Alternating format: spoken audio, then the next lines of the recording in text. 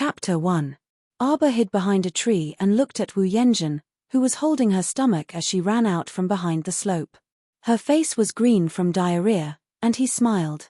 He had put something good in this auntie's cup just now, and it seemed like it was just starting to take effect. Arba was like a nimble cat as he quietly scurried behind Wu Yenjin. He pursed his lips and tilted his head. He used the moderately sized hard rock in his hand and smashed it at the back of Wu Yenjin's head without any explanation. He smashed it 3 times in a row. Blood immediately flowed down from the back of her head. Wu Yenjin's eyes widened in shock. She couldn't even say a word before she fell to the ground with a thud. The place she fell happened to be a slope, so Arba didn't have to do anything. She slid down by herself and rolled to the side of a man-made channel that was half dug. Half of her face was immersed in the dirty mud, and she didn't move at all. Arba slowly followed down the slope. He came to Wu Yenjin's side and squatted down. He grabbed her hair with both hands and suddenly pressed it down, pressing it firmly into the mud. He still remembered that in his previous life, when this woman took his sister Jolin away from their family, she spoke highly of the rich family that adopted her, saying that they were kind and virtuous, as if they were living immortals that came down from the heavens to save the poor. But in the end, when they met again, Jolin was lying in the cold rain, her clothes barely covering her body. She had been abused from head to toe, and there wasn't a piece of good flesh on her body. She was thrown into the wilderness like a pile of trash, and wild dogs were gnawing on her ragged doll-like corpse. Little Lin was only 12 at that time. 12 years old, such a young life should have been very lively, but it turned into a cold corpse. It was this woman, this human trafficker who deserved to go to the 18th level of hell, who went against her conscience to earn money and pushed her sister into hell. At the same time, she also harmed countless children from poor families in the village. At this moment, the woman under Arba's hand woke up in a daze, probably because her breathing was so rapid that she was almost suffocating. She subconsciously struggled. Arba's dark eyes flashed with a cold light. Without thinking, he increased the strength of his hand and pressed the woman's head down into the water. The sudden pressure caused Wu Yenjin's entire face to be deeply buried in the mud. The sticky feeling poured into her eyes, ears, mouth, and nose, making her want to scream in fear. However, as soon as she opened her mouth, several large mouthfuls of muddy water were poured into her mouth, causing her breathing to become more rapid and her head to swell painfully. Arba's eyes were cold as he stared expressionlessly at the woman who was on the verge of death. In the 3 days since his rebirth, Arba had been carefully pondering over the experiences of his previous life. It could be said that the appearance of this Wu Yenjin was the fuse that led to the tragic fate of himself and his family in his previous life. Whether it was her mother's depression and death, her father's forced marriage, her stepmother's deliberate indulgence, her younger brother's rebellious hedonism, or her and her younger sister's miserable ending, they were all related to this woman who was struggling bitterly in the mud in front of her. Therefore, he told himself in his heart that this two-faced and extremely vicious Wu Yenjin deserved to die. If you don't die, how can you change my future? If you don't die, how can you reverse the fate of my family? So, you'd better listen to me obediently. Just like this, obediently and straightforwardly. Go. Die. Go. Why do I feel like I'm being targeted? Arba subconsciously shrunk his shoulders. Chapter 2. Arba felt a chill on his back, as if he was being stared at by a ferocious beast. Arba's body tensed up, and he raised his head abruptly. His gaze turned slightly, and a wisp of cold murderous intent leaped in his dark pupils. Unexpectedly, he bumped into a pair of calm, solemn, and leisurely ink-colored phoenix eyes. Xiao Mu's heart instantly sank with a thump.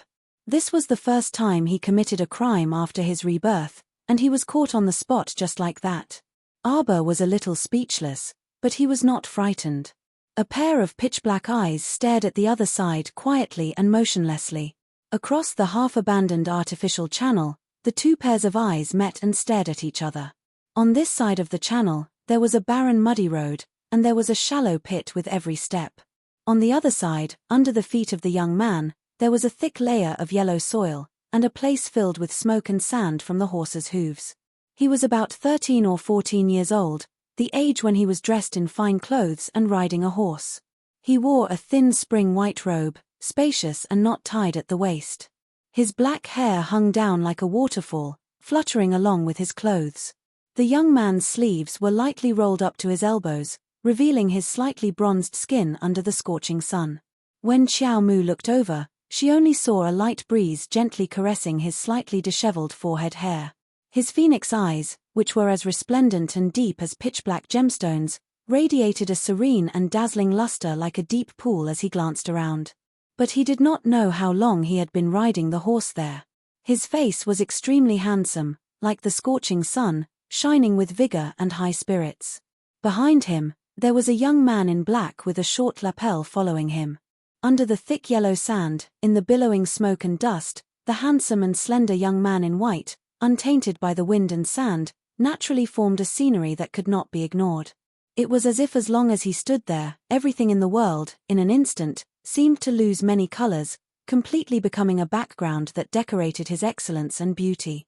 What was under his feet was just a piece of wasteland in the village, but in the eyes of others, it was as if he was standing in the main hall of the 3 states and 6 prefectures, overlooking the world, exuding an incomparable noble aura.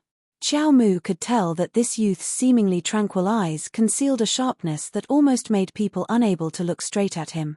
It instantly made people associate him with the sharp and cunning leopards of the grasslands, who could pounce forward and ferociously bite your throat if you were caught off guard, causing people to feel an uncontrollable danger. Of course, if you looked at people's appearance, you would completely lose. After living 2 lives, if Xiao Mu still could not grasp this principle of being a human, then she really had lived in vain. Xiao Mu followed her animal instincts and intuitively sensed a dangerous scent from the unknown youth in front of her. She immediately retracted her hands and released Wu Yanjun from her death grip. She expressionlessly looked at the other side again. Then, he stretched out his hand and slowly straightened his clothes, smoothed his slightly messy hair, turned around, put his hands in his pockets, and slowly left. Behind the young man in white, there were more than 10 young men of the same age in black. After a long time, they tried to find their breathing again. One of them urged his horse forward and looked at Arba's disappearing figure with a startled expression. "Master, that little girl just now, was she killing people?" This question was obviously nonsense. Didn't people with discerning eyes see it just now?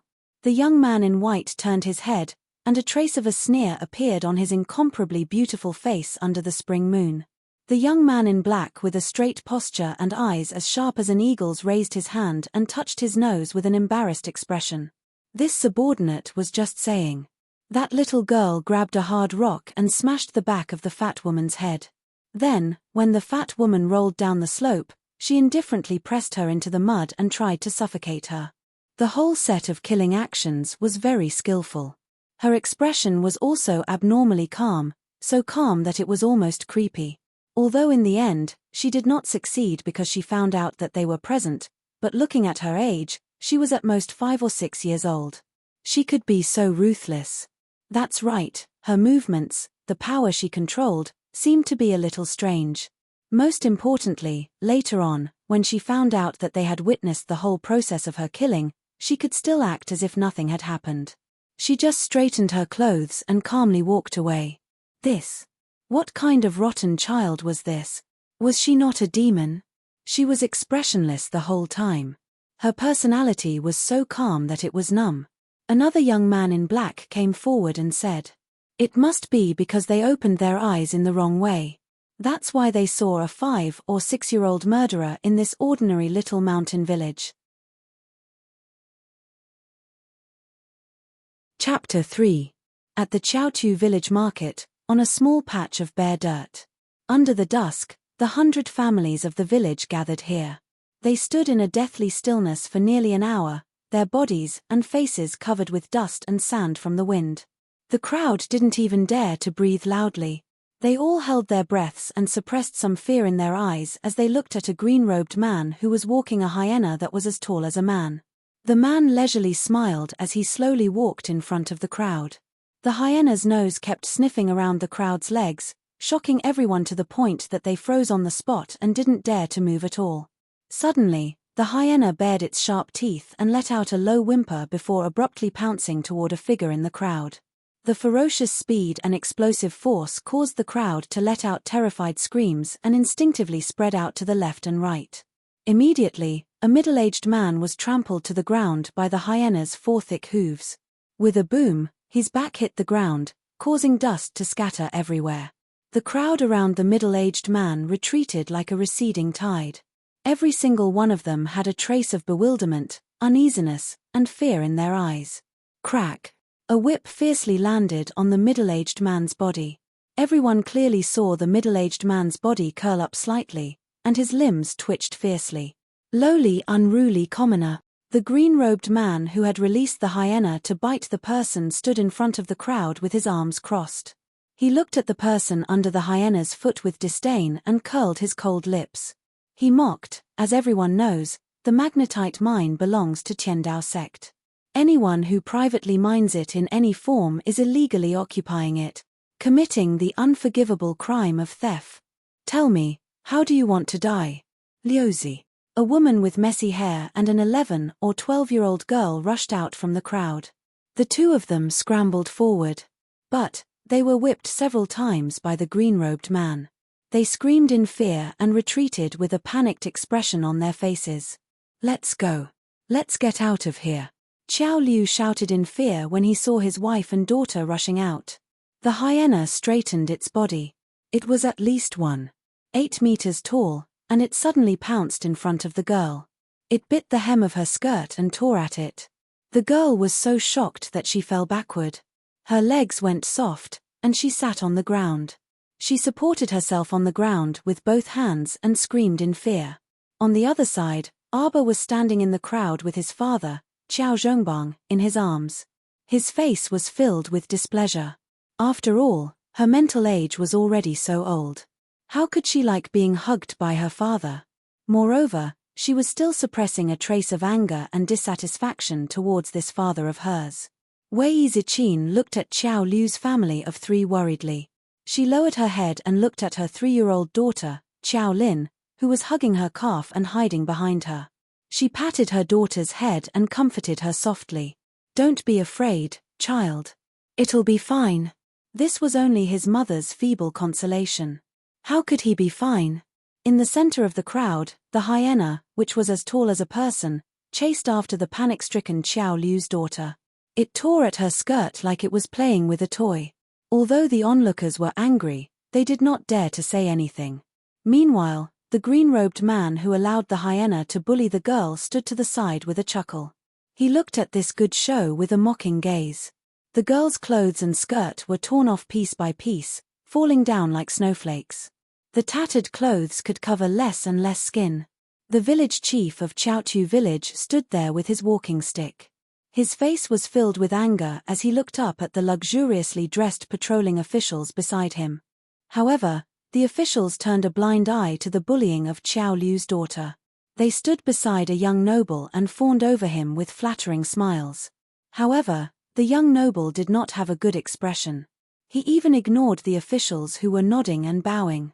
His gaze followed the green-robed man uneasily, and a thin layer of sweat seeped out of his forehead. Tell me, where is the magnetite mine that you privately mined?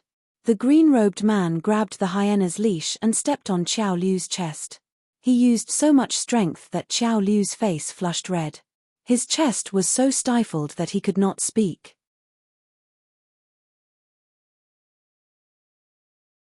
Chapter 4. Sirs, please forgive us. How could we dare to privately mine the magnetite mine? Our family has lived in Chaotu village for generations, and we're all dutiful and good citizens. Qiao Liu's aunt crawled to the green-robed man's side and begged for mercy with tears and snot streaming down her face.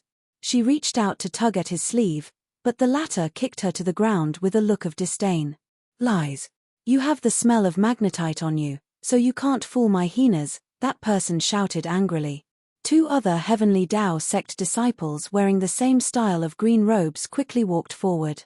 One of them picked up the 11 or 12-year-old girl from the ground, leaving the girl's torn clothes to fall to the ground. The girl struggled, but she was smashed to the ground by a heavy slap and couldn't get up for a long time. Xiao Liu's aunt screamed and abandoned her husband, crying as she crawled toward the girl. She shakily took off her coat and draped it over the girl's shoulders, repeatedly calling out, "Xiao Ya, Xiao Ya. Mother, mother." Xiao Ya tightly clutched her mother's coat, her knuckles turning white. Her small face was filled with confusion and dizziness. 4 or 5 cold glinting swords were pointed at the chests of Xiao Liu's family of 3. "I'll ask you one more time, where is the magnetite mine? Tell us the truth, and we'll leave your corpses intact. Otherwise, don't blame Heavenly Dao sect for being ruthless."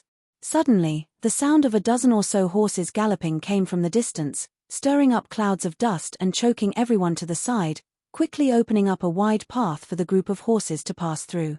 Arbor took advantage of the chaos to struggle, quickly breaking free from his father's embrace.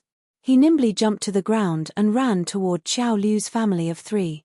"Jojo," Mother Wei Ziqin cried out in alarm. The sound of the horses' hooves stopped, and the group of black-robed youths nimbly dismounted. They led the horses to the side, opening up a wide path. The curtain of night fell slightly and the sun set below the western mountains.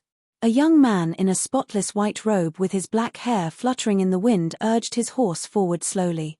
There was a smile on his lips, like a spring breeze. Everywhere he passed, everyone stared at him, unable to move their gazes away. While everyone's gazes were glued to his body, only his gaze landed on the expressionless little girl. The arc on his lips gradually deepened, and even the depths of his eyes were tinged with a hint of a smile. The summer night breeze blew gently, and the air was filled with an unpredictable feeling of stuffiness. Everyone kept their mouths shut and their eyes fixed on the beautiful young man in white who rode his horse forward. Arbor coldly glanced at them, then calmly retracted his gaze. His little hand impolitely stretched out and heavily pushed away the hands that were holding the swords. His little arm pointed backwards, and his cold eyes did not contain any warmth as he stared fixedly at the green-robed man in the lead. The green-robed men glared at him. "What are you doing? How dare you? Audacious! Audacious! How can you make a racket in front of His Highness?" Several pot-bellied officials trembled as they ran forward and hurriedly knelt down to salute. "This humble official greets His Highness Crown Prince Lian." This humble official did not know His Highness Crown Prince Lian had arrived, so this humble official did not welcome you. "Please forgive us, Your Highness." As the officials spoke, they did not forget to wave their hands to have the people around them kneel down. "Kneel down, all of you kneel down, a group of fools. They have no sense of propriety. How dare they look directly at His Highness the Crown Prince's sacred face? How audacious!" All the villagers, who seemed to have their acupoints pressed, knelt down in fear and trepidation. They lowered their heads and kowtowed, not daring to look up. The green-robed men from the Tiandao sect, who were leading hyenas, did not dare to make a ruckus. Although they did not bow like the villagers, they still knelt on one knee, one hand across their chest, and respectfully called out in unison, "Disciples of the Tiandao sect greet His Highness Crown Prince Lian." Chapter 5. Mo Lian wasn't willing to look at the others at all. His gaze had been on the little girl with the wooden and indifferent eyes from beginning to end. Dismounting from the horse, he quickly walked a few steps closer to Arbor. Mo Lian followed the little girl's arm and looked up. It was a mountain covered in weeds and withered trees. It looked like it hadn't been inhabited for many years. From afar, it was a deathly still expanse of withered, yellow, and grey. But the little girl's arm had been swinging until now without saying a word. She only coldly pointed at the mountain, her gaze cold as she looked at the azure-robed man leading the Tiandao sect group. Mo Lian didn't like that pair of beautiful, clear, and cold eyes staring blankly at other people. His brows furrowed slightly. He suddenly turned around and fiercely glared at the azure-robed man. The latter was stared at to the point his hair stood on end, and he couldn't help but take a step back to avoid this terrifying gaze. Mo Lian suddenly broke into a smile like the spring wind and rain, as if that sharp and icy glance from before was just an illusory glance. He turned to look at the silent Arbor and seemed to instantly understand the little fellow's gesture. He softly asked, "Magnetite mine? On that mountain?" As soon as he said this, The gazes of the azure-robed men from the Tiandao sect all changed. The young nobleman who was being flattered and fawned over by the officials trembled slightly. Cold sweat once again seeped out of his forehead. It was as if Mo Lian had only noticed that noble young sir who was sweating profusely at this moment, and his handsome face was tinged with a hint of a smile. He turned around and nodded at that person. "So my dear third royal brother is also here." The young nobleman Mo Teng drew back the corners of his mouth. He seemed to want to pull out a friendly smile, but that smile seemed to have been carved out by a knife. He only managed to draw a stiff arc. Mo Lian was just casually greeting him. When she saw the stiff and unnatural expression on her dear third brother's face, the smile in her eyes deepened. She walked towards Arbor and naturally held her little hand. "Let's go. Take us there." Xiao Mu retreated a step with wariness in her eyes, avoiding Mo Lian's finger. She then stretched her small arm across old Sixth Xiao and his family of 3. "You'll only bring us over if you release them." Mo Lian really wanted to praise herself for being so quick-witted. Although the little girl didn't say anything, she always understood what she meant. "How dare you? You dare to negotiate with our Tiandao sect? Let them go," Mo Lian said indifferently, causing the disciples of the Tiandao sect to choke. "Your Highness." The Heavenly Dao sect disciples were dissatisfied. The Heavenly Dao sect had a transcendent status in the entire Seekong planet. These disciples had always been revered and flattered by others. The Crown Prince's tone was a bit too much. This Crown Prince said, "Let them go." Crown Prince Lian's voice was neither loud nor soft, and his tone wasn't even strict. He repeated his words.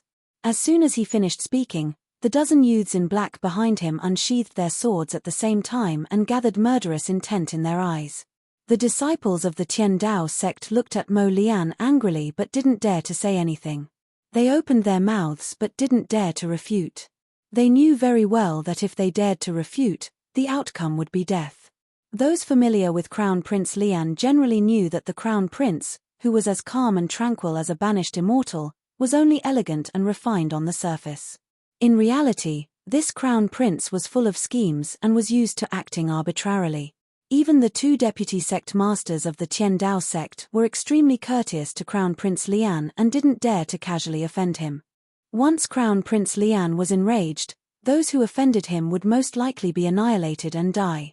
What Crown Prince Lian disliked the most was repeating the same sentence over and over again. Generally, what he said was equivalent to the final decision, so those close to him wouldn't foolishly repeat the same question.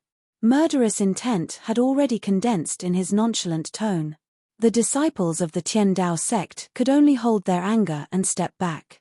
They waved their hands and let old Xiao and his family go.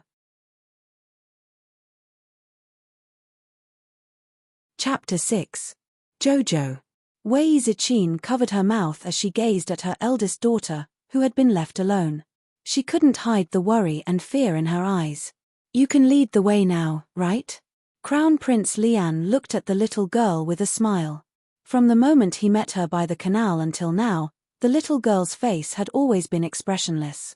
That apathetic and cold face really wasn't cute. Just like now. That pair of eyes that were clearly filled with autumn ripples and sweet and soft now sparkled with the luster of a clear and cold moon. The depths of her eyes were cold and solemn, without the slightest ripple of emotion. Her small face was expressionless, and there was no reflection of anyone in her eyes. There was only coldness, and only indifference and disregard alternated. Chaotic mountain arbor, green moss, and fragrant sunshine.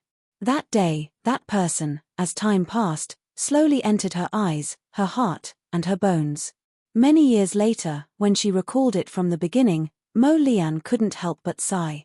This was destined to be bewitched, a fate that she couldn't break free from. Even if she were to choose again, the ending would probably not change. Crown Prince Lian reflexively reached out, but Arbor dodged in a flash.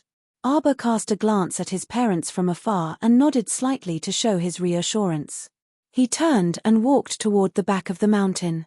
Hulan Mountain surrounded the entire Chaotu village in the center and was extremely large. Arbor moved very quickly. He found a path at the foot of the mountain and climbed up the mountain with all his might. Mo Lian and the group of black-clothed youths followed closely behind, followed by the several Heavenly Dao sect disciples who were leashing hyenas and their attendants. Third Prince Mo Teng gritted his teeth and followed at the back, sweating profusely. A cold light flashed in his eyes as he stared intently at Arba's figure. As the mountain path narrowed and the path became more difficult to walk on, Mo Teng's expression also became more and more unsightly. It was inconceivable and frightening. Mo Teng's eyes shone with an evil light as countless thoughts churned in his mind. Who exactly was this little girl? How did she know about this secret path? This Hulan mountain had been deserted for many years. Why did the little girl feel like she was walking in her own home when she walked in this mountain? It was so familiar that it made people feel a chill run down their backs. This section of the mountain road was very steep. There were no man-made mountain paths at all. Walking on the muddy mountain road was like climbing. There were withered branches everywhere. If one was not careful, one's clothes would be pierced by the sharp branches. After climbing for about an hour, Arba stopped in front of a hidden cave. For an ordinary child, this was simply an arduous journey that was as difficult as ascending to the heavens. Even the Heavenly Dao sect's disciples were panicking. Their faces were pale and their clothes were torn. However, this little fellow's expression didn't change at all. The Tiandao sect disciples looked at each other in surprise. Arba, however, stood still and stared at the cave with emotionless eyes. She remembered that in her previous life, around this time, the Mo Kingdom's third prince Mo Teng had privately mined a magnetite mine and caused a huge commotion. The Tiandao sect's disciples also brought people to search the mountain. After spending 5 days and 4 nights, they finally found this hidden cave. The entrance to the cave was hidden very well. It was on the edge of a cliff and the entrance was filled with withered grass and wood. If it weren't for Arba pointing it out, a normal person wouldn't have discovered this cave even if they walked around. It was even more impossible for them to run to the edge of the cliff to look around.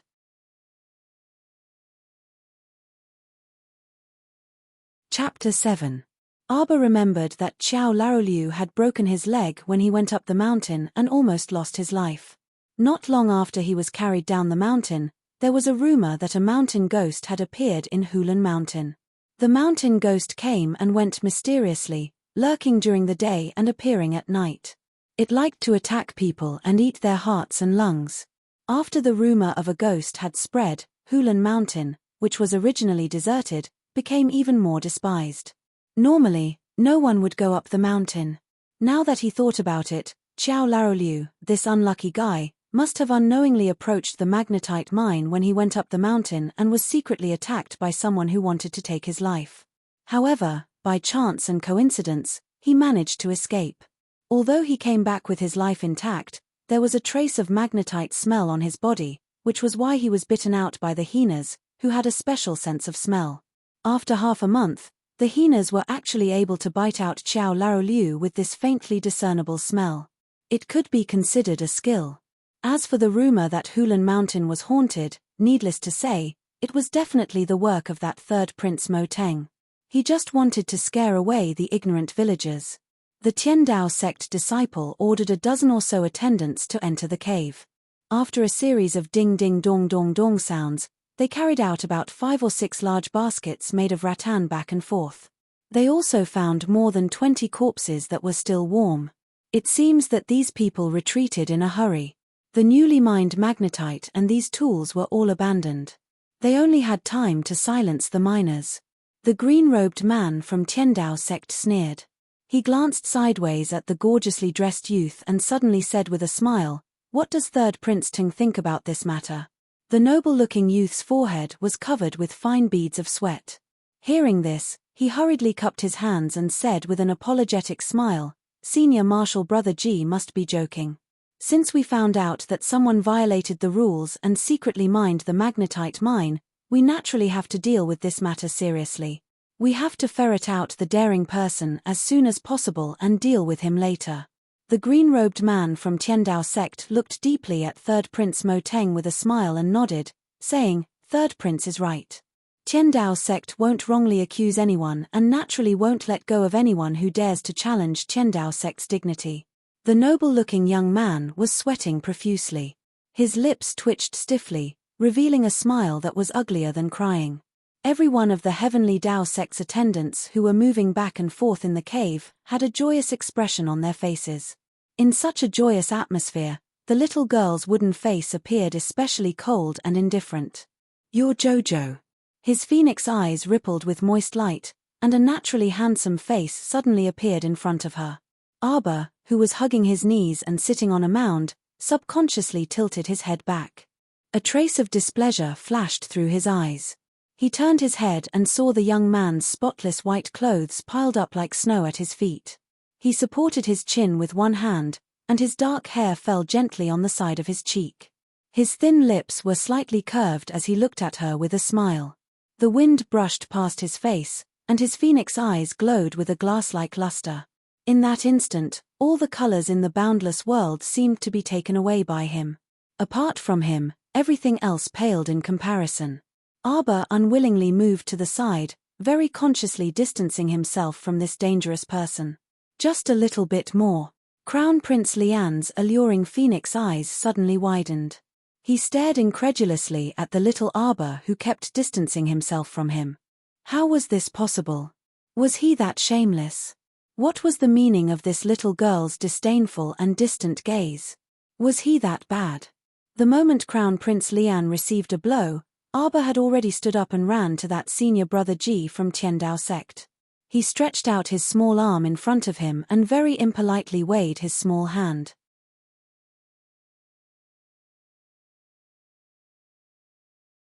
Chapter 8. Everyone from Tiandao sect stared at her with their mouths agape.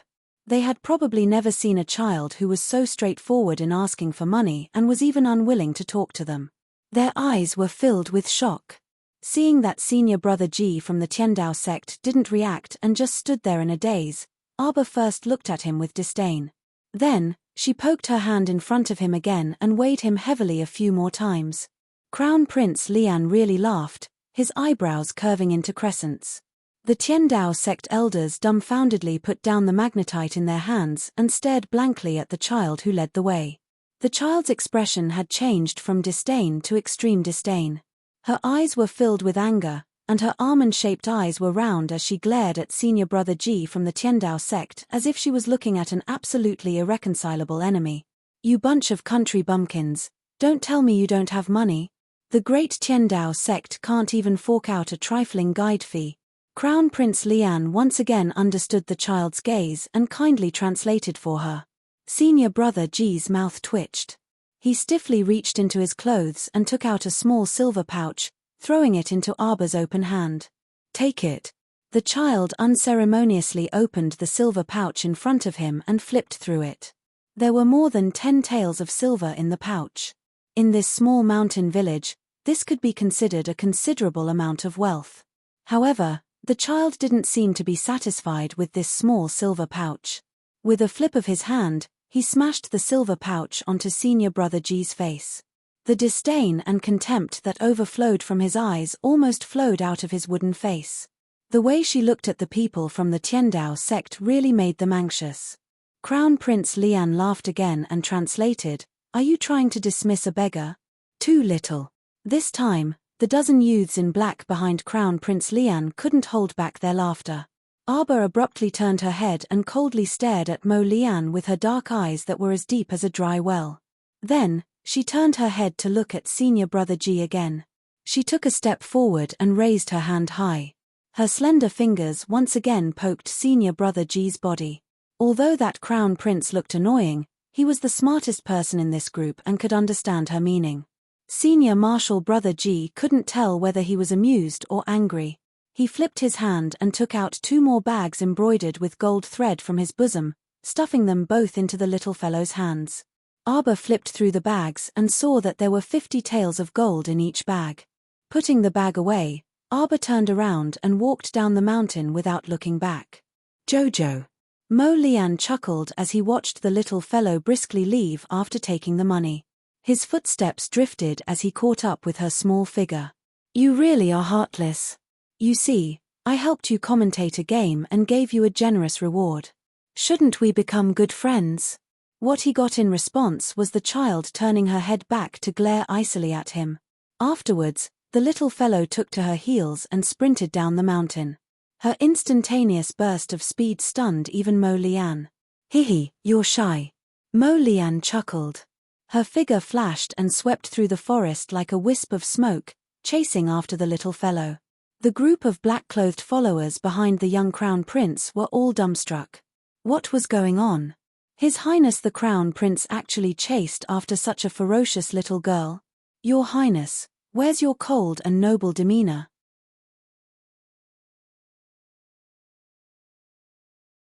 Chapter 9. The crowd in the plaza hadn't dispersed yet. The people of Tiandao sect hadn't told them to disperse, so naturally, no one dared to leave.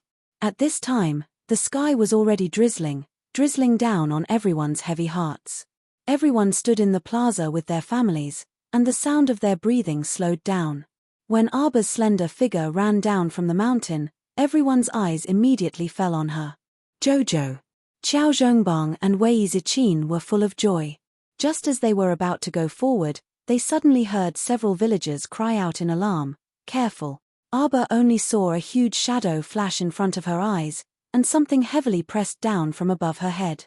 At this critical moment, Arba rolled on the ground and quickly escaped from under the huge thing. However, the back of her left hand was still scratched by that thing, and a sharp pain instantly assaulted her. Arba's right hand supported her body on the ground, and her body was half squatting. She looked down indifferently at the 3 bloody marks on the back of her left hand. She slightly raised her injured hand, revealing a section of her tongue, and lightly licked the drops of blood that slid down the back of her hand. The tip of her tongue was filled with a salty, wet, and fishy taste. In other people's eyes, Qiao Mu's unruffled, joyful, and contented appearance was frightening. It was as if she wasn't licking her own blood, but leftover food. Her cold gaze fell on the 3 feet in front of her, and her eyes were calm without the slightest trace of human life. The atmosphere in the plaza became even more oppressive. Everyone huddled together, constantly suppressing their breathing, and nervously watching the 2 young girls, one tall and one short, on the plaza. Compared to the short and petite Qiao Mu, who was dressed in a dusty cotton robe, the girl in front of her was about 12 years old. She was adorned with pearls and jade, and she wore a camellia yellow flower-patterned dress, which made her delicate and pretty appearance even more gorgeous. The girl was leading a huge hyena and was sizing up Arba from the corner of her eyes. When she saw the other party's disdainful and indifferent glance, she suddenly became angry. It's just as the disciples said. "You stinky girl, you're very arrogant." Qiao Mu's soft and warm tongue carefully licked the blood on the back of her hand, and there was also a faint red stain on the corner of her lips. Mo Lian, who had followed her down the mountain, caught sight of the little girl's expressionless action with a glance, and his gaze instantly paused. "What a wooden baby. Eat her." The 12-year-old girl suddenly let go of the hyena's leash, raised her chin arrogantly, and looked at Arba as if she was looking at a dead man. The giant hyena stomped its 2 hind legs and bared its teeth as it whimpered. Sticky liquid dripped from its mouth as it assumed an attacking posture. "Stop!" Mo Lian coldly rebuked and threw a fierce glare at the hyena. As if it felt a great threat, the hyena subconsciously shrank back. The girl turned her head, and her eyes instantly shone brightly. She dashed toward Mo Lian like a butterfly through flowers. "Brother Lian." With a flick of his sleeve, Mo Lian sidestepped to avoid contact with her. A severe glint suddenly flashed in his eyes, and a slender jet-black sword appeared in his hand, almost slicing off the girl's 5 fingers. Fortunately, the girl retracted her hand quickly. The moment she saw Mo Lian's fierce expression, she immediately remembered the rumors that Crown Prince Lian was a clean freak who didn't like people close to him. The moment she retracted her hand, the long nail on her middle finger was cleanly cut off. If she had been a second later, her fingers would have been gone. The girl trembled all over as if her bones had been pulled out. Her whole body went limp, and she fell to the ground. Her bright eyes were filled with pitiful tears. She bit her lip and looked at the high and mighty Crown Prince, who seemed like an unapproachable god. There was a faint smile in his eyes, and his appearance was as gentle as the spring breeze caressing the moon. However, his merciless attack was so fast that it made people despair. If it weren't for the suffocating coldness of the sword, she might have drowned in that faint smile and gentle gaze. At this time, the crowd gasped in unison again. The hyena that was stopped by Crown Prince Lian's shout did not move again, but the person who moved was our dear Xiao Mu. When Crown Prince Lian attacked the girl, Xiao Mu hastily rolled forward and reached the giant hyena's belly in a few steps.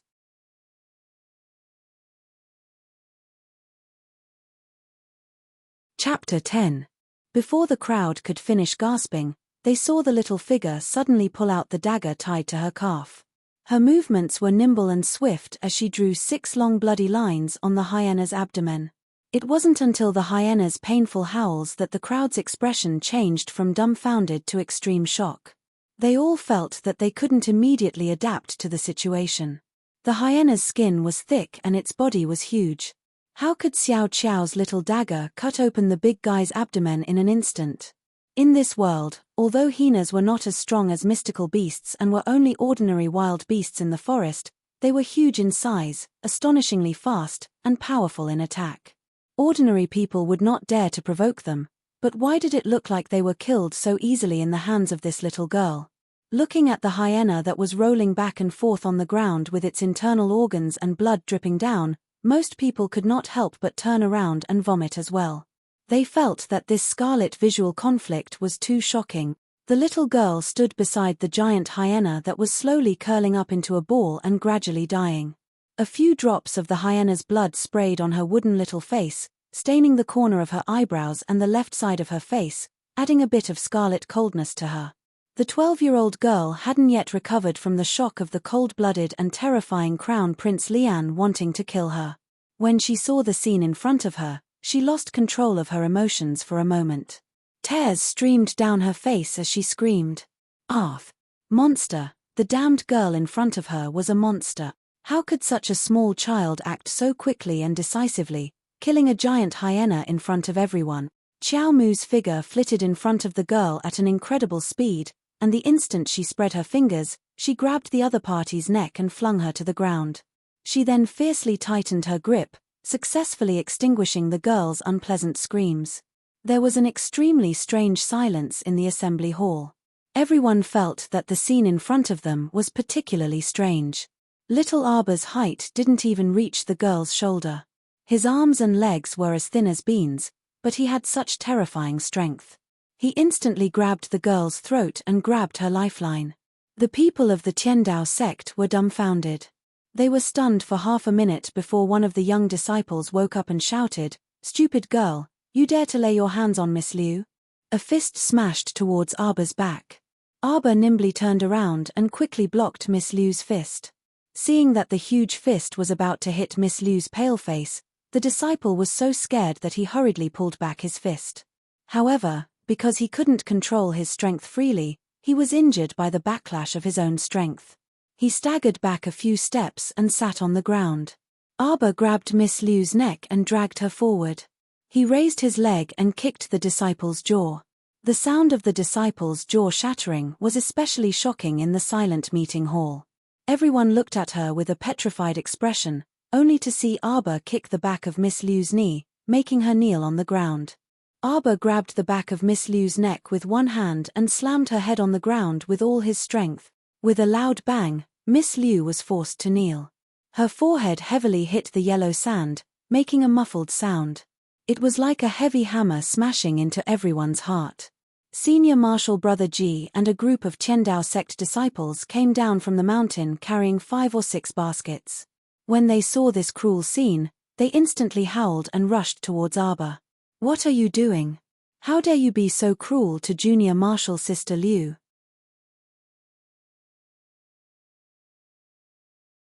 Chapter 11. Without waiting for Senior Brother Ji and his group to angrily launch an attack, Xiao Mu had already grabbed Miss Liu's messy hair and dragged her to her side like a marionette. In the next second, a snow-white dagger was placed horizontally across Miss Liu's neck, successfully stopping Senior Brother Ji and his group in their tracks. Their eyes all carried traces of fear and anger. "Let Junior Sister Liu go. We can still spare your life." 2 Tiandao sect disciples glared at Arba with murderous intent. Arbor coldly glanced at the two people and ignored them. He pulled the dagger in his hand and cut Miss Liu's snow-white forehead. Ah! Miss Liu seemed to have just recovered from the shock of being beaten. The sharp pain on her forehead and the terrifying feeling of sticky blood dripping down made her tremble uncontrollably. She screamed out in a high-pitched voice. But very quickly, a cold sensation on her neck caused her to completely shut up, leaving only her body trembling uncontrollably. The Tiandao sect disciples were so angry that they raised their fists and were about to charge forward. Unexpectedly, Crown Prince Lian's mocking voice came from the side. I advise you to take a good look before making a move. Senior brother Ji also reflexively reached out to block that impulsive disciple. When he heard Crown Prince Lian's words, he couldn't help but be startled and turned to carefully size up Arbor. His gaze actually changed slightly, and it immediately stopped on the little girl's small hand holding the dagger. That small hand looked soft and weak, but a faint white light covered it, making the dagger in her hand lustrous and ghastly white. Mystic energy. Senior brother Ji's expression was startled, but it soon turned to joy. He really didn't expect that such a precious mystic cultivator would appear in such an insignificant and shabby village. Looking at the girl's appearance, it seemed like her mystic meridians had just awakened. He didn't know how she muddleheadedly activated her mystic meridians and activated her mystic energy. Although everyone could attempt to activate their mystic meridians at the age of 7, under normal circumstances, they could only do so under the guidance of their seniors and teachers and after using their own mystic energy as a guide. Moreover, it was very rare to succeed in activating mystic meridians on the first try. On the entire Seekong planet, the number of mystic cultivators only accounted for 1 in 10,000 of the total population. In other words, in the entire Seekong planet, ordinary people without mystic veins occupied the vast majority. From this, it could be seen how precious Xian masters were. Every appearance of a mystic cultivator was bound to be a grand event that caused a sensation. It could be seen that the girl's current profound energy aura was still very weak, so much so that her control over it wasn't very good. It was faintly discernible from time to time, but she was able to successfully open her own profound veins without the guidance of a teacher. This kind of talent was worthy of being said to be shocking. At this time, senior brother Ji still hadn't expected that his junior sister Liu, who was a level 2 mystic cultivator, wouldn't be able to withstand a single blow from the savage little girl. She didn't even have the strength to resist. Senior brother Ji's expression clearly relaxed. Little girl, you're a mystic cultivator, and so are we. The Heavenly Tao sect had always welcomed all mystic cultivators with the greatest enthusiasm. One had to know that all the Xian masters in the world were kindred spirit. If you have anything to say, we can talk it out. Release junior sister Liu first. Arbor flipped his hand, revealing 3 glaring bloodstains on the back of his left hand. His eyes were emotionless as he stared at his opponent coldly. Senior brother Ji's outstretched hand suddenly trembled. For some reason, his mind went blank on the spot, and he shouted, "Compensation, compensation. We're willing to compensate. Everyone, ... Senior brother Ji. The Heavenly Tao sect disciples around him all felt their faces flush. Wasn't this senior brother Ji too quick to change sides? This dramatic scene simply left everyone at a loss for what to do. Chapter 12. Senior Marshal Brother Ji swiped through the air and took out a rectangular treasure chest inlaid with a dozen small red gems. He beamed as he handed it over to Arbor. When the treasure chest was opened, the light of pearls and jades inside nearly blinded everyone's eyes. The villagers of Chaotu village had never seen so much jewelry in their lives. The women and girls of Chaotu village usually only used a fishbone hairpin or an ordinary, low-quality wooden hairpin to tie up their hair. Even jade hairpins were rarely seen, so when had they ever used such expensive jewelry? A trace of envy appeared in their eyes, and their gazes gradually became fervent as they looked at the treasure chest. Who wouldn't like jewelry surrounded by pearls and jades? Senior Marshal Brother Ji was full of confidence, but who would have thought that he would encounter such an oddity? Arbor glanced at the chest and then retracted his gaze, clearly showing his lack of interest. What was even more amazing was that this child even forcefully patted the gold-embroidered pouch that he had stuffed into his chest. Others didn't understand what Arbor meant, but how could Senior Marshal Brother G and some Tiandao sect people not understand? This little fellow clearly said that he wanted gold. He only wanted gold. He didn't like jewelry. He didn't want it. Everyone from Tiandao sect twitched their mouths. Senior Marshal Brother G helplessly put away the treasure chest and handed it to Arbor with a box of small gold ingots. He opened the lid of the chest for her to take a look, and a dazzling golden and orange light once again blinded the villagers of Chaotu village. "Here are 300 taels of gold as compensation for you, little miss." Senior Marshal Brother G said with a chuckle, "That dead hyena was the main culprit who scratched you, little miss. Now, it only has itself to blame for its death. Our Tiandao sect very sincerely compensates you, so please let go of our junior marshal sister Liu first." Arbor glanced over and exerted force in his hand, abruptly pushing Liu Yexin forward without even looking to see if she was about to fall to the ground. Fortunately, Senior Marshal Brother G quickly reached out to support her, and Arbor took the opportunity to take the gold chest. He closed the lid with a bang and turned to leave without looking back. Senior Marshal Brother G, who was used to the little girl taking the money and leaving without saying a word, couldn't help but twitch his eyebrows. He hurriedly said, "Please wait. Little miss, on the 15th day of the 10th month every year, all the sects, schools, and aristocratic families will gather in the imperial capital, Guanlan City, and recruit mystic cultivators from all over the country. If you're interested, you can come to our Heavenly Tao sect on that day and register for the profound strength test.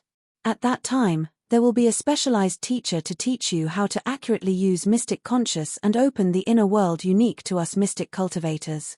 Senior Brother G's eyes curved into crescents as he watched the girl stop in her tracks, anticipating that she would turn around. The surrounding villagers were also envious. They looked at Arbor, who had stopped in his tracks, and thought, "Old Xiao's family is really amazing this time. How great of an honor was it to have a mystic cultivator appear in the family without anyone noticing." Inner world. It was an unusual treasure that normal people didn't even dare to think about. It was said that mystic cultivators who opened their inner world could immediately possess 3 to 5 cubic meters of storage space and could carry many personal items with them, especially those precious treasures that they didn't feel safe leaving outside. Compared to the storage cabinets made by artificers and placed in various cities, the inner world was clearly more convenient, faster, and had more privacy. Thus, tens of thousands of normal people were endlessly envious. Arbor's footsteps only paused for a moment before he returned to his parents' side without looking back. Senior Marshal Brother G was dumbfounded, and a disciple beside him angrily roared, "What's with that attitude? Don't think that you can look down on everyone just because you've become a mystic cultivator. The path of a mystic cultivator is very long. Without the earnest guidance of seniors and teachers, you can't even display 1% of your mystic energy's effectiveness. Senior Marshal Brother G kindly invited you to join our Heavenly Tao sect. Don't be so ignorant and blindly arrogant and conceited." Not interested. Arbor finally turned around and glanced at the Heavenly Tao sect crowd as if he was being charitable. In front of the petrified crowd, his voice was cold, heartless, and terrifyingly clear as he spat out 3 words. Chapter 13. What? That Heavenly Tao sect disciple's chest felt stuffy, and he stammered, almost unable to recover his wits. This girl actually said she wasn't interested. Not interested. She said she wasn't interested. Not only did this dazed Heavenly Tao sect disciple think that he had misheard, but all the surrounding Chaotu village villagers also thought that they were hallucinating. It couldn't be. How could Xiao Mu, this little girl, flatly refuse the Heavenly Tao sect's invitation? Hey! So you're not a mute? Crown Prince Lian, who suddenly turned in front of Arbor, was so fast that even Arbor's parents felt their vision blur. Before Qiao Zhongbang could react, he found that his daughter had been grabbed by the temperamental Crown Prince Lian, and he retreated a few steps to the side of the crowd. Arbor, who had just returned to her parents' side and hadn't had time to speak with them, was instantly very displeased. She glared at Crown Prince Lian, and her entire body automatically emitted a cold aura that kept people away. However, this lord actually completely ignored her. Not only was he not afraid of being frostbitten by the cold aura, he even openly left the crowd with the child in his arms. The dozen or so black-clothed youths all looked at each other for a long time, and the same question appeared in their eyes at the same time. They had just discovered that the Lord's order to not let unrelated people get close to him seemed to have no effect on this little girl. Sitting on a withered tree trunk as thick as an arm, all she could see was the withered trees of Hulan Mountain.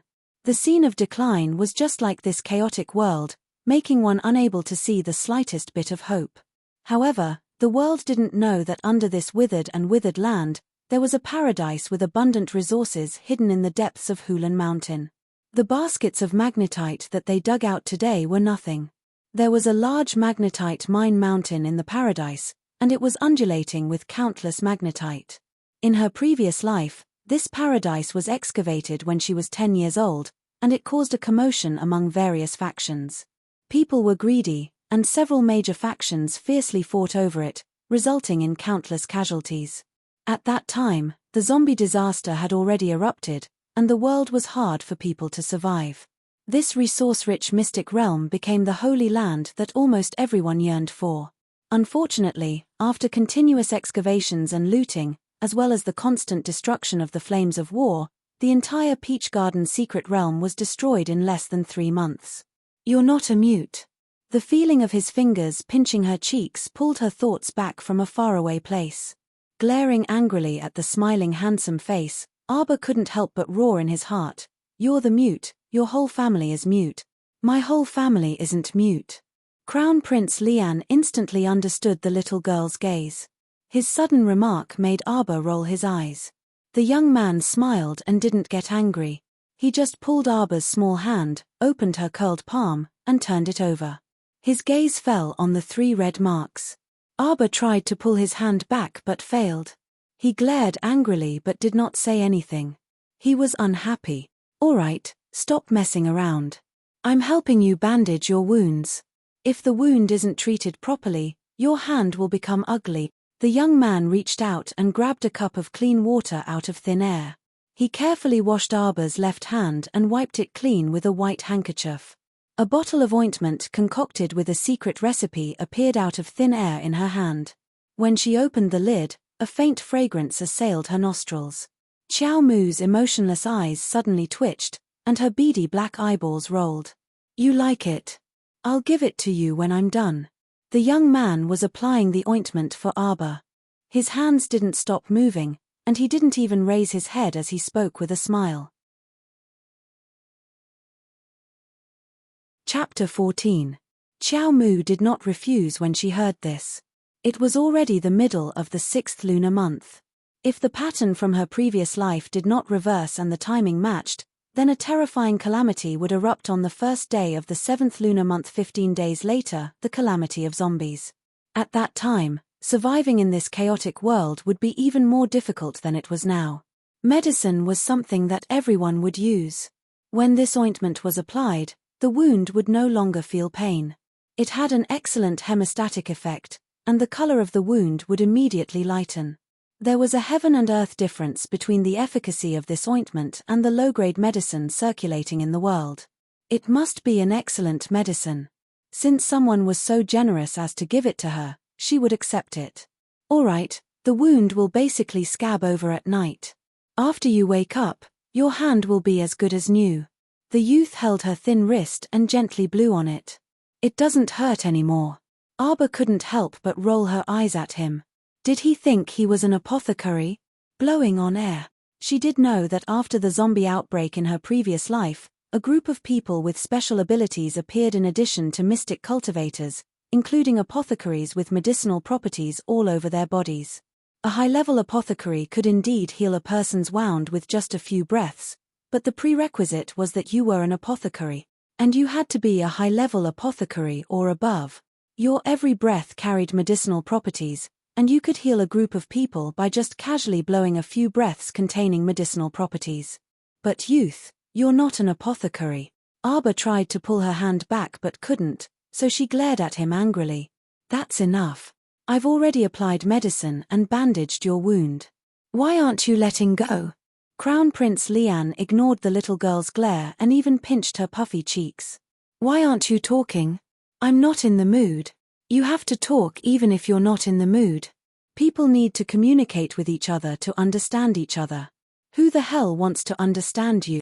A certain child glared at him with her round eyes, almost wanting to curse. Mo Lian burst into laughter and poked her fleshy cheeks. We're friends. Friends. Arba's pitch-black eyes gradually cooled, as if a basin of ice water had been poured over those beautiful eyes, chilling them to the bone. I don't need it. She didn't need things like friends. Friends. What are friends? Friends were meant to be sold, it was just that the price was high and the price was low. The friend she had trusted had sent her into an experimental cage, broke her limbs, and made her crawl in the dark forever. He used some strange little hammers and nails to hit her body, looking for clues to expand her inner world. In the past, she naively believed that there was such a thing as true love in this world. And then, other than her mother, who had passed away early due to depression, it seemed that no one had ever given her such a luxurious gift. Later on, she didn't need it anymore. She didn't need anything. Now, I don't need such a tacky thing. Friends. True feelings. She didn't have it, and she didn't need anyone to give it to her, because it was nice to be alone. It was clearly a pair of watery, round, and beautiful eyes, but they contained such a cold light. This was really too incongruous. Jojo, we will be friends. The young man tilted his head slightly, with a hint of interest and expectation in his eyes. Look, even if you don't open your mouth to speak, I can instantly understand your thoughts. What does this mean? This is the so-called fate, isn't it? Arba's eyes flashed with vigilance. She snatched the ointment from the young man's hand and jumped down from the tree. Chapter 15. As Xiao Mu fled, the youth's lustrous phoenix eyes filled with interest and anticipation flashed past her eyes from time to time. This kind of interested gaze was like looking at a little pet. It reminded her of her previous life, the man who doted on her like she was a kitten or a puppy. He treated her like a small animal and locked her up in an iron cage. He fed her 5 or 6 meals a day and served her well. Every time there was a festival or when he attended a banquet, he would dress her up beautifully and carry her out for others to see. She would receive the praise of others against her will. Every time he heard others praise her beauty and uniqueness, the man's eyes would curve into crescents and emit a gentle light. That pair of dark green eyes that were as deep as emerald seemed to have magical powers that could suck a person's soul bit by bit into a boundless emerald vortex. He would look at you with a smile like that, making you unable to reject him. She had had enough of those terrifying days. In the depths of her heart, this man who was as powerful and perverted as the devil had become her lifelong nightmare. Every time she thought of her previous life, she would wake up from her nightmares again and again. Then, she told herself, Arba, you've been reborn. Your life has started all over again. In this life, she must turn everything around and not let herself suffer any more grievances or pain. Don't have any interest in her. Her heart was already a pool of stagnant water that had been sealed in ice for thousands of years. No one could penetrate it. Unless you want to completely understand what it meant to be heartbroken, and what it meant to be covered in cuts and bruises, anyone who was interested in her would die in her hands sooner or later. There was no exception. In his cold eyes, a poisonous light shot out like a sharp arrow. When it landed on his mother, who was looking forward to it, it instantly turned into a spring drizzle. It was so docile that there was no longer a trace of bone-chilling coldness. Mo Lian, who was silently following behind Xiao Mu, slowly halted his footsteps and creased his brows imperceptibly. A black figure appeared beside him. The short-haired young man looked in Arba's direction with his eagle-like eyes. His tone was hesitant. Master, what happened? Mo Lian shook her head slightly and retracted the trace of melancholy in her eyes. Without turning her head, she asked, How is Mo Ting now? The third prince was taken away by the Tiandao sect. Tiandao sect has said that if you want to get the third prince back, you must take out 100 mid-grade magnetite in exchange. What a bunch of whimsical lunatics. Mo Lian laughed mockingly. Is Moteng worth 100 mid-grade magnetite? It's not worth it, Grandpa. The black-clothed youth also chuckled. Well, it's obviously not worth it. Just now, the people from the Heavenly Tao sect had carried 5 to 6 baskets down the mountain. How many magnetite could the artificers refine from them? Do you have 50 pieces of low-grade magnetite? Not necessarily, Grandpa, the black-clothed youth added. Mo Lian scoffed. That's why I say they're a bunch of idiots with wild imaginations. The people from the Tiandao sect said that if they can't gather 100 mid-grade magnetite within 3 days, they'll punish His Highness the Third Prince. TSK Mo Lian chuckled and shook her head. If that's the case, then he died a worthy death. Who told my dear older brother to steal magnetite mines out of all the things he could do? Nominally, all the magnetite mines on planet Seekong are mined and collected by the Tiandao sect, and then the resources are uniformly allocated. This rule has been in place for a long time. Although many people have tried to break it, at least they haven't broken it yet, right? However, in private, there were also many countries' higher-ups who secretly found mines to mine. This was something that everyone was well aware of.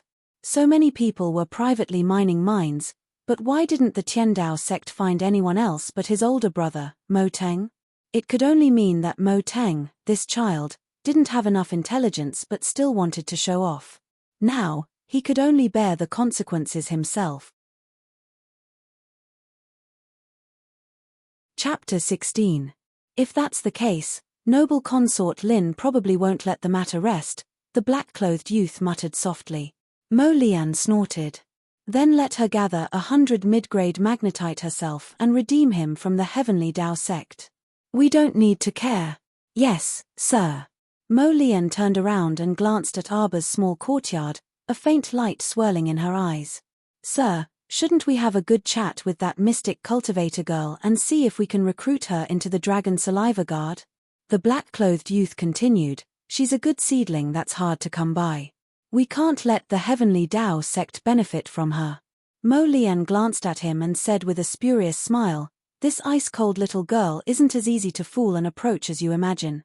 From what I see, this little thing's heart is forged from 1,000-year-old cold stone at such a young age. However, when he thought of that little girl's expressionless face, he wanted to tear it open and dig out the little thing inside. It really did seem very interesting. Arba was carried to sit on a stool, her hands still hugging that box of ointment. Her mother sized her up from head to toe for a moment, and her wooden little face almost collapsed. She truly felt a bit helpless. She was no longer a child. Disregarding those days of wandering aimlessly in the void, she had lived for at least 26 years in her previous life. Jojo, you scared Mama to death. Wei Zichin hugged her daughter and said half grumpily and half anxiously, you can't be so inconsiderate in the future, okay? Arba nodded. When she looked up and saw that her father's eyes were filled with abnormal joy, she couldn't help but raise her brows and snicker inwardly. She was very familiar with her father's gaze. It was a gaze filled with anticipation, gratification, and pride. Did he think that she had won honor for the Qiao family? She remembered that her father was also a mystic cultivator in the past. He activated his mystic meridians at the age of 11 and was taken away by the Qiao family in Guanlan City at the age of 12 for intensive grooming. At the age of 13, he amazed the world with a single brilliant feat in the clan competition and was taken away by Daybreak Sect, one of the 3 sects that came to select talents. Everyone thought that Qiao Zhongbang would have a meteoric rise and that his future would be limitless. But unexpectedly, at the age of 15, he was sent back to Qiaotu village and was no longer able to regain his former glory. His profound veins were damaged and his profound strength was lost, causing him to be looked down upon by everyone in the clan. But it was this foolishly filial man who, after receiving so much unfair treatment, was still extremely loyal to his family and still had deep expectations and thoughts for his clansmen. Naive. Kind. What's the use of this thing? When life is in despair, these beautiful fairy tales can only be found in fairy tales. They can't pull people out of the abyss. They can't. Qiao family? What was the Qiao clan? She had opened her mystic meridians at the age of 7 in Arba and entered the ranks of mystic cultivators. She didn't care for this so-called glory at all. Whether it was now or in the future, her achievements and everything she could control in the future would have nothing to do with the Qiao family. She had climbed up bit by bit from hell where the void was shattered and from the yellow springs of infinite despair. Her heart had long turned into a deep, icy spring. She couldn't summon the slightest bit of warmth or tenderness toward those hypocritical clansmen. Jojo. Her mother's call caused her expression to relax slightly. Her eyes were no longer as cold as before as she calmly looked over. Wei Ziqin dazedly glanced at her daughter. She felt that ever since her daughter accidentally rolled down the hill in front of the school 3 days ago and woke up from her coma, her temperament seemed to have undergone a great change. Something seemed to be different from before. Chapter 17. Jojo, can you tell father how you activated your mystic meridians? Qiao Zhongbang looked into his daughter's pitch-black eyes and was momentarily stunned. His daughter's eyes were so deep that it made one's heart sink. It was an indescribable feeling. In theory, everyone could activate their mystic meridians at the age of 7 under the guidance of the Mystic Cultivator Association's guidance. However, in reality, not everyone could successfully activate their mystic meridians at the age of 7. In fact, during the 7th month of every year, there would be guidance teachers overseeing the major cities and towns. They would wait for the children from the nearby villages to head to the designated location to help them activate their mystic meridians and test their mystic strength. Every year, there would be children who would attempt to activate their mystic meridians, but most of them came with hope and returned with disappointment. Those who could become mystic cultivators were as rare as phoenix feathers and unicorn horns. Some children would attempt to activate their mystic meridians year after year with hope, but they would return with disappointment and even despair. When they reached the age of 15, the guidance teacher would solemnly announce that they had failed to activate their mystic meridians and had no hope of becoming a mystic cultivator in this lifetime. In theory, boys and girls over the age of 15 had no hope of activating their mystic meridians and becoming a mystic cultivator. However, Arba was an exception in her previous life. She remembered that she activated her mystic meridians on her own at the age of 16 in her previous life. Thus, senior brother Ji's words about a specialized teacher teaching her how to use mystic energy accurately and how to activate the inner world unique to mystic cultivators were not attractive to her. With the memories of her previous life, Arba knew the basic techniques of controlling mystic energy. As for her inner world, she did not need anyone to teach her. She could just find a free time to return to her room and activate it on her own. Speaking of which, even after living 2 lives, she still did not understand what was going on with her mystic meridians. Whenever she wasn't paying attention, her profound veins would mysteriously open on their own. For example, when she was fighting Liu Yexin this time, she had naturally covered her weapon with a layer of profound energy.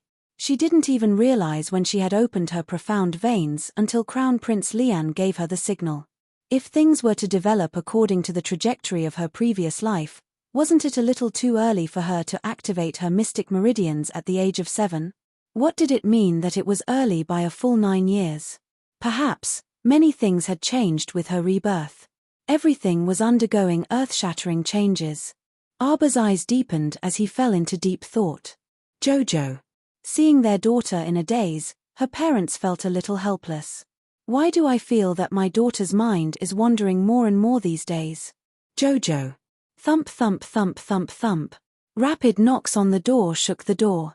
Wei Ziqin hastily turned around to open the door. Just as she opened the door, a hoarse voice shouted, "Eldest sister-in-law, the moment I entered the village, I heard the villagers say that our old Qiao's family produced a 7-year-old mystic cultivator. Ha ha ha, is that our Jojo?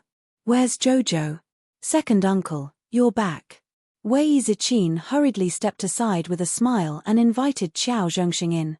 The two hadn't taken more than 2 steps, one in front and one behind, when they heard a commotion outside the door. Young Aunt Shu Jiao pinched her throat and quickly walked in, shouting, "Yo, it's eldest brother and sister-in-law.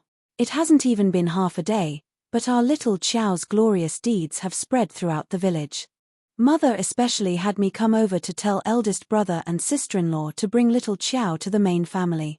When second uncle was invited in by mother, Arba had already retreated from his mental wandering. When he saw young aunt calling out with a fake smile, he instinctively knitted his brows in displeasure. Chapter 18. It was within Arba's expectations that elderly Lady Qiao would summon their family in the middle of the night. Arba was well aware of this elderly lady's personality. She was a selfish, suspicious, jealous, and prideful person. In her previous life, her mother had died of depression partly because of elderly Lady Qiao's sneaky actions. Elderly Lady Qiao was a hypocrite who secretly pranked her mother to death while bragging about how good she was to her eldest daughter-in-law. If elderly Lady Qiao didn't ascertain her identity overnight, she definitely wouldn't be able to sleep tonight. Of course, Arba believed that after elderly Lady Qiao ascertained her identity as a mystic cultivator, she would probably be burned by the flames of jealousy and be unable to sleep for an entire night. When Wei Ziqin held Arba's hand as they walked through the door, she glanced around and saw an elderly lady sitting at the head of the table. Her appearance matched that of the mean and thin elderly lady in her memory. She had a dark and thin face, sharp cheeks, and a pair of gloomy old eyes. No matter how much she dressed up like an elderly lady from a wealthy family, it couldn't conceal the pettiness in her bones. Mother. Father Qiao Zhongbang, Mother Wei Ziqin, second uncle Qiao Zhongxing, and youngest aunt Xu Jiao all bowed respectfully to elderly Lady Qiao. After youngest aunt bowed, she walked to her husband Qiao Zhongheng's side and chuckled as she held onto her 4-year-old son, little chubby Qiao Long. The small hall was filled with people. Other than eldest aunt Qiao Wenxiu, who was married off to Liu City's city district, second uncle, youngest uncle's family, and youngest aunt Qiao Wenhuan, who was about to get married this September, were all present. Arba couldn't help but snicker inwardly. It really was a tripartite hearing. This old one was actually present at the gathering just now, but this old one was rather far away from the crowd, so I didn't see clearly what happened. It's just that I heard from the villagers that our old Qiao family produced the youngest mystic cultivator in the village, so this old one wanted to ask you clearly whether this matter is true or not. As elderly Lady Qiao spoke, her gloomy eyes stared unwaveringly at Qiao Mu. The funny thing was that his foolish father thought that old madam was as happy and proud as he was that her daughter had become a mystic cultivator, so he impatiently summoned them overnight to clarify things. Qiao Zhongbang nodded and said with a smile, "Mom, don't worry. This is definitely true. We saw it with our own eyes. Also, the experts from Tiandao sect have confirmed that our Qiao is a mystic cultivator." The old lady's eyebrows and lips drooped as she grunted in agreement. Then, she asked coldly, "I heard that in Arba, she sternly rejected the invitation of senior brother Ji from Tiandao sect. He even dared to injure a young miss of the heavenly Dao sect. Is this true?" Qiao Zhongbang's heart sank. He hurriedly lowered his head and answered respectfully, "It's like this, mother. That miss from Tiandao sect made the first move. I'm asking you if this matter is true." Elderly Lady Qiao angrily shouted with a frown as she heavily slammed the black wooden table. Qiao Zhongbang immediately knelt on the floor and nodded in fear and trepidation. "Yes, it's true. Mom, don't be angry." His mother was a widow with 3 sons and 2 daughters. She had painstakingly raised them to adulthood and started a family after so many years. All the children in the family had absolute respect for this widow, including Qiao Zhongbang. Seeing that his mother was angry, Qiao Zhongbang immediately gave in. "Foolish." Elderly Lady Qiao fiercely reprimanded, "The children are insensible, but are you 2 adults also insensible? What kind of place is Tiandao sect? Is it something you can offend? Is Tiandao sect's young miss someone a village girl like her can hit or scold?" Elderly Lady Qiao slammed the table and chair loudly as she angrily reprimanded, "You're pushing old Qiao's family into a frying pan and roasting it." Chapter 19. Old Madam Qiao scowled and her father, Qiao Zhongbang, immediately felt ashamed and apologized profusely. Qiao Mu averted her gaze, and a frigid smile spread across her lips. She had long given up hope for her father, so she wasn't disappointed when she saw him immediately concede to old Madam Qiao. "Arba." Old Madam Qiao coldly called out her name. While the guests from Tiandao sect haven't left yet, go apologize to Miss Liu from Tiandao sect tomorrow. Even if you have to kowtow 9 times for every 3 steps, go through fire and water, you have to do it. In any case, you must obtain Miss Liu's forgiveness and don't cause trouble for our Qiao family. I'm talking to you. What kind of attitude is that? Old Madame Qiao couldn't help but become furious when she saw that the child tilted her head and refused to look at her. After talking for so long, he didn't react at all. Old Madame Qiao had never liked this cowardly child who hid from everyone. She could tell that the child was petty and unpresentable. Whenever she saw the child's evasive gaze, she would get angry. But today, the situation was a little strange. This child wasn't like before, hiding behind her mother, Wei Ziqin, whenever she was scolded and counting her fingers pitifully. Instead, the gaze she occasionally shot over was as dark as a pool of stagnant water in an old well, making old Madame Qiao feel very uncomfortable. Jojo. Father, Qiao Zhongbang, also frowned and turned to look at Arba, who was tilting her head. Grandmother is talking to you. When Qiao Mu heard this, she turned her head and stared straight at elderly Lady Qiao, who was sitting at the head of the table. Elderly Lady Qiao's entire body shuddered from this bone-chilling gaze, and she reflexively leaned back. Jojo didn't do anything wrong. Mother, Wei Ziqin, was eager to protect her daughter and hurriedly argued. Miss Liu made the first move. If Jojo didn't dodge, he would have. Shut up. The old lady was frightened by Arba and felt a trace of fear in her heart. Now that she saw her daughter-in-law, who was usually submissive, actually dared to refute her, she couldn't help but feel angry. She angrily scolded and interrupted Wei Ziqin's words. Who is Miss Liu? Who was Arba? So what if she was scolded and beaten by Miss Liu? Was it worth it for her to retaliate so heavily? Don't think that just because this child has entered the ranks of mystic cultivators now, she thinks she's invincible and can look down on everyone. Tiandao sect's strength is right there. Are you trying to hit a rock with an egg and seek your own destruction? Mother, please calm down.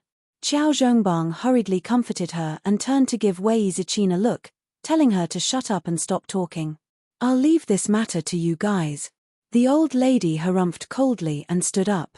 Zhongbang, if you still see me as your mother and are still willing to listen to your mother, then you will personally escort your good daughter to Tiandao sect's camp tomorrow and solemnly apologize to Miss Liu. Arba curled his lips and stood to the side without saying a word. That was fine. She would wait until tomorrow to see if her father would really escort her to Tiandao sect to apologize. She would see if this man she called father would further disappoint her and her mother. Arba's eyes contained a smile, but that smile was gloomy and cold. The moment they met, the old lady's entire body trembled, and her teeth chattered as she involuntarily shivered. When she looked again, the old lady's eyes were so calm that there wasn't the slightest ripple. How could anyone tell that the girl was smiling? She stood there, and the ground beneath her feet seemed to be a black gate to hell. Countless bony hands burrowed out of the ground and roared soundlessly. A cold snort that resembled a wooden sculpture appeared at the corner of the little girl's mouth, inexplicably raising goosebumps.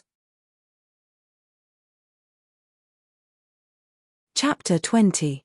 Ziqin, wait, Ziqin. After exiting the main door, Wei Ziqin picked up Arba without a word and hurried on her way. She didn't even bother to look at Qiao Zhongbang. Ziqin. Qiao Zhongbang caught up with the mother and daughter in 3 steps and reached out to take Arba from Wei Ziqin's arms. Ziqin, calm down and listen to me. Wei Ziqin suddenly turned sideways and avoided Qiao Zhongbang's arm. I don't want to listen to anything. My Jojo didn't do anything wrong. If she didn't resist at that time, would she have waited to be killed? Your mother is unreasonable. My Jojo won't apologize to anyone. If you want to do it yourself. Go and do what you promised your mother. Ziqin, how can you say that to mother? It's not easy for mother. Shut up. Wei Ziqin's sudden outburst shocked Arba. One must know that in her previous life, Wei Ziqin's personality was so soft that even when old Lady Qiao bullied her, she would always swallow her anger. This time, her mother went against the mother and son of the Qiao family for her. Although Arba didn't say anything, her heart was filled with gratitude. This was her mother, so in your mother's eyes, That Miss Liu is high and mighty and incomparably honorable. My daughter isn't human. What's wrong with beating and scolding her? If she's not good, why doesn't she send herself to be beaten and scolded? Miss Liu is the daughter of a sect and a noble family. My daughter is also the apple of my eye. No one can bully her. Wei Zichin's voice choked as she spoke. She glared at Qiao Zhongbang with red eyes and said, Qiao Zhongbang, let me tell you, if this continues, I'm afraid we won't be able to live anymore. Qiao Zhongbang was dumbfounded. He watched as his wife hugged their daughter and left in a huff. He sighed bitterly and hurried after them. When they reached home, Wei Zichin turned around to close the door. Qiao Zhongbang hurriedly blocked the door with his body and tried his best to squeeze himself in. Looking at her father's disheveled appearance, Qiao Mu inwardly pursed her lips. Zichin, tell me, why are you so impulsive? You're pregnant, so careless. Qiao Zhongbang went forward to help Wei Zichin. The latter didn't appreciate his kindness at all. She flung him off and went into the house. With a bang, she slammed the door in Qiao Zhongbang's face. Let me tell you, Qiao Zhongbang, I, Jojo, will not apologize to that spoiled and arrogant young lady tomorrow. Qiao Zhongbang stared dumbfounded at the tightly shut door. His head drooped dejectedly. She heard her mother's even breathing. Wei Zichin was frightened and tired today. She fell asleep as soon as she lay down on the bed. 3-year-old Jolin's chubby little body was next to her mother. She was also sleeping very soundly. Arba's little hand gently stroked her little sister's chubby little face. The image of a child lying in the rain with bruises all over his body and his cheeks so thin that they were almost sunken in flashed before her eyes. She shook her head violently and subconsciously held Jolin's little hand tightly. In this life, the three of them would never walk the same path as before. Jolin groaned in pain from being pinched. Arba hurriedly let go of her hand. She took a deep breath and slowly closed her eyes. She had a myriad of thoughts. At one moment, she remembered that the zombie outbreak was about to happen. She had to hurry and prepare to buy some necessities. At the next moment, she thought about buying a large amount of goods. Why don't I discuss it with second uncle Qiao Zhongxing? Second uncle was the owner of the bun shop in town. It should be fine to ask him to buy things. As she pondered, Qiao Mu sank into dreamland. In her dream, the little girl walked barefoot with a confused look on her face. When she stepped on something, the soles of her feet hurt a little. In reality, Arba was snuggling up to her mother. She wasn't sleeping very well, and her delicate little eyebrows were furrowed. How could she step on something that hurt her feet when she was sleeping on the bed? It really made her speechless. Little Arba forcefully lifted one of her little feet. When she looked up, she was completely stunned. Chapter 21. The child subconsciously reached out and pinched her thin cheeks. Yes, it doesn't hurt. She must be dreaming. No wonder she saw a mountain of jewelry that was more than 10 meters high when she looked up. Because her little feet were stepping on red, blue, and green gems that were so dazzling that they blinded her eyes, the soles of her feet hurt a little. Our dear Qiao Mu reflexively moved her big toe that was sticking up. Why can her toes move? She opened her small mouth and pinched her arm again. She really didn't feel any pain. Yes, she must be dreaming. Thinking about it, she couldn't help but find it funny. It seemed that what she thought about during the day, she dreamed about it at night. She had been thinking about how to get some money to replenish her supplies before the zombie disaster broke out. In the middle of the night, she dreamed of a mountain of wealth filled with jewelry. Ha, this is too funny. The child supported her chin with her hand and squatted down with a smile. She tilted her head and looked around. This place really wasn't big. It was only about 15 cubic meters, like a square box. The four sides and the sky were covered by a huge purple crystal screen. Purple crystal screen? Hey, that's not right. Why did she feel that it was getting more and more familiar? The child moved his rolling eyes and fixed his gaze on a pair of human-shaped stone sculptures that were as tall as a 3-story building beside the Golden Jewel Mountain. The stone statues were about the same height as the mountain of jewelry. She couldn't see their faces, but for some reason, Arbor felt that they were inexplicably familiar. She felt a sense of dependence and fondness. She picked up an emerald from the ground and held it in her hand, unconsciously rubbing it. Her little head turned left and right. Suddenly, she jumped 2 steps forward. Her little hands dug around in the pile of jewelry for a while and pulled out a delicately carved food box made of red sandalwood. Hee, Arbor couldn't help but want to laugh. This dream was too funny. She saw gold, silver, and jewelry, and then she saw a food box. She used force with her 2 little hands and opened the lid of the food box. Ha! There were indeed 2 rows of 10 cute white and chubby meat buns. There were also a few round lollipops stuck in the gaps between the meat buns.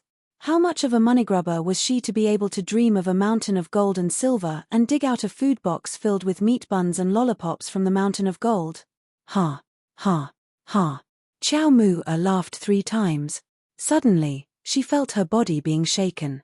Arbor opened her eyes in a daze and looked at the 2 faces in front of her, one big and one small. Sister, what kind of sweet dream are you having? You just said, ha. I see meat buns. Chow Moo's head. Chow Moo, chow moo, chow, chow, chow, chow, chow chow, chow chow, chow chow, chow chow chow, chow chow chow, chow chow chow, chow chow, chow s fut. On the side, Wei Zichin could not hold back her laughter. She picked up her chubby youngest daughter and held Chow Moo's hand to pull her up. Chow Chow is having a sweet dream, right? Come on, we have to get up. Mother will go out to prepare breakfast. Jojo, take Xiao Lin to wash up. After Wei Zichin finished speaking, she got up, pushed the door open and left, leaving the little fatty Jolin behind. He shook her hand with all his might, trying to pull her off the bed. Sister, wait.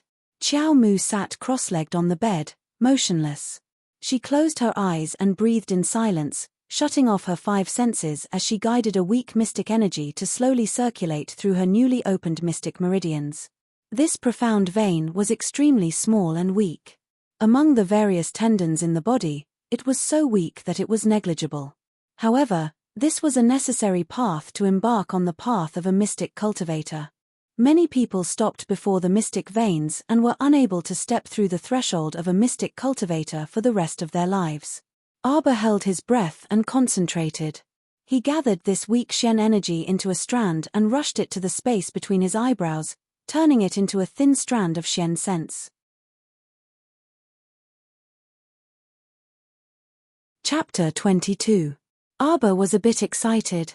She didn't expect that she would be able to condense mystic energy between her brows and transform it into mystic conscious in an instant.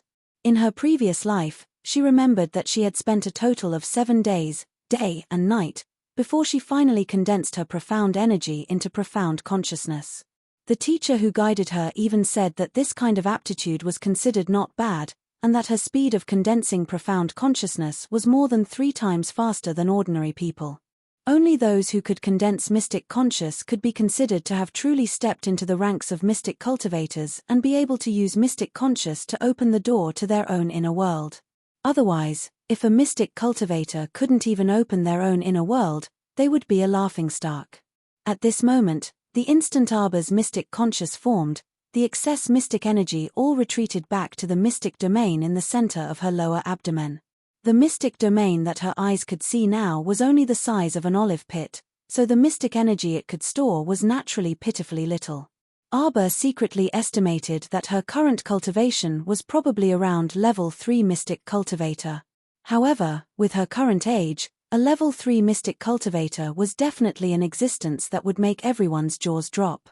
In her previous life, the importance of mystic conscious was only recognized in the later stages of battle. Many great mystic cultivators who had already stepped into level 10 had devoted themselves to researching how to strengthen mystic conscious and expand their inner world. Mystic conscious was condensed from mystic energy. If a person had 100% mystic energy, the mystic conscious they could condense would definitely not exceed 10% in the initial stage, and their inner world would naturally be pitifully small. However, through research in the later stages, mystic conscious could slowly increase through continuous training and strengthening. If a level 3 mystic cultivator's mystic conscious could reach 30% of mystic energy, it would definitely be much more powerful than someone with 10%. In battle, regardless of whether it was the speed or strength of mystic energy exerted, the two could not be mentioned in the same breath. At this moment, Arba could clearly see the thin mystic conscious condensed in her mind gradually transform into a pair of frail little hands that forcefully pushed open a large door filled with white mist. Then, that pair of little hands transformed into a barefooted little person that shuffled through the door with great familiarity. Arba's eyes flickered as she carefully looked at that little person's back figure. Fuck, wasn't this her mystic conscious avatar? Wait, mystic conscious avatar. How could something like an apparition appear now? She remembered that in her previous life, she had cultivated for close to 10 years before she finally succeeded in condensing something as high and mighty as an apparition of consciousness. This was because after the profound sense was transformed into a physical form, it could cultivate on its own at all times within the pool of consciousness. Compared to ordinary people who spent a lot of effort and constantly used various training methods to condense profound energy to strengthen and shape the profound sense, it was much simpler. A person with an apparition was like sitting on a mountain of gold and a group of strong, free labor. They just had to wait for the gold to fall into their pockets piece by piece. They probably didn't even need to count. Wait a minute. She might not have woken up from her dream. Why did the enclosed space that looked like a small box that the apparition had swayed into look so familiar? Wasn't this the scene of the Golden Mountain in her dream? No wonder he looked so familiar. Wasn't this the inner world that she had obtained in her previous life? The purple crystal curtains that filled the front, back, left, right, and top were, to put it bluntly, the walls of the inner world that formed a world. This was her inner world. Arba opened her eyes and sat on the bed in a daze for a long time, forgetting to make a sound. Why was there a pile of gold and jewels in her newly opened inner world? There was also a food box filled with so many spicy meat buns buried under the gold mountain. She remembered that when she first entered the inner world in her previous life, that place was twice as small as it was now. Moreover, once she entered, other than the walls, there was really nothing else.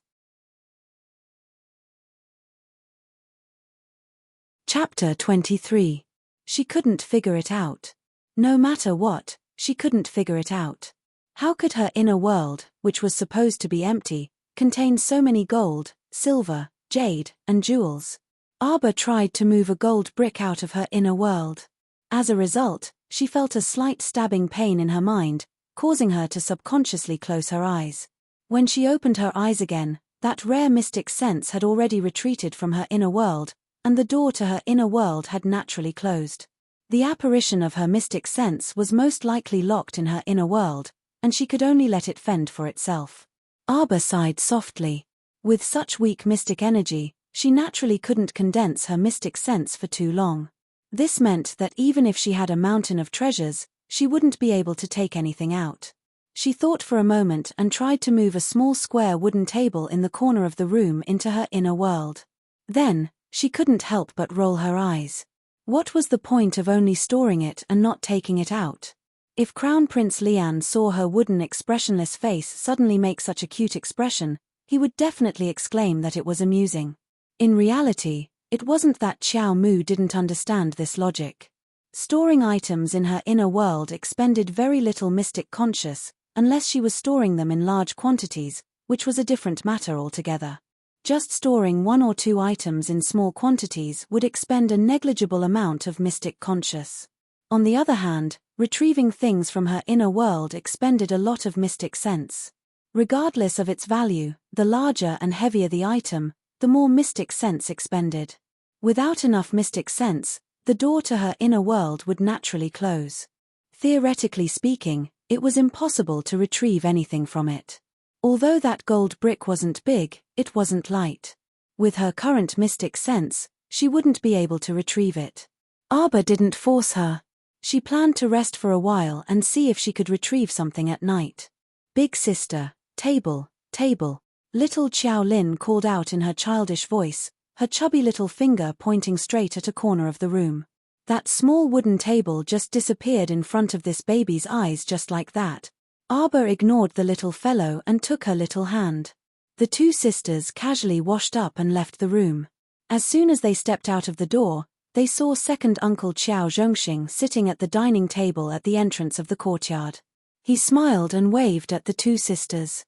"Jojo, Xiaolin come and eat porridge." Arba's face was expressionless, but he was secretly happy. He thought that he would find a way to talk to his second uncle alone later. However, the good times didn't last long.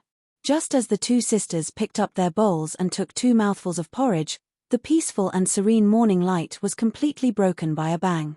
Wei Ziqin hastily dashed out of her room, and she immediately saw Xu Jiao leading 2 brawny men into their courtyard. "Sister-in-law." Qiao Zhongbang stood up from the table with a slightly awkward expression. He looked at the 2 brawny men behind little Aunt Xu Jiao and hesitated to speak.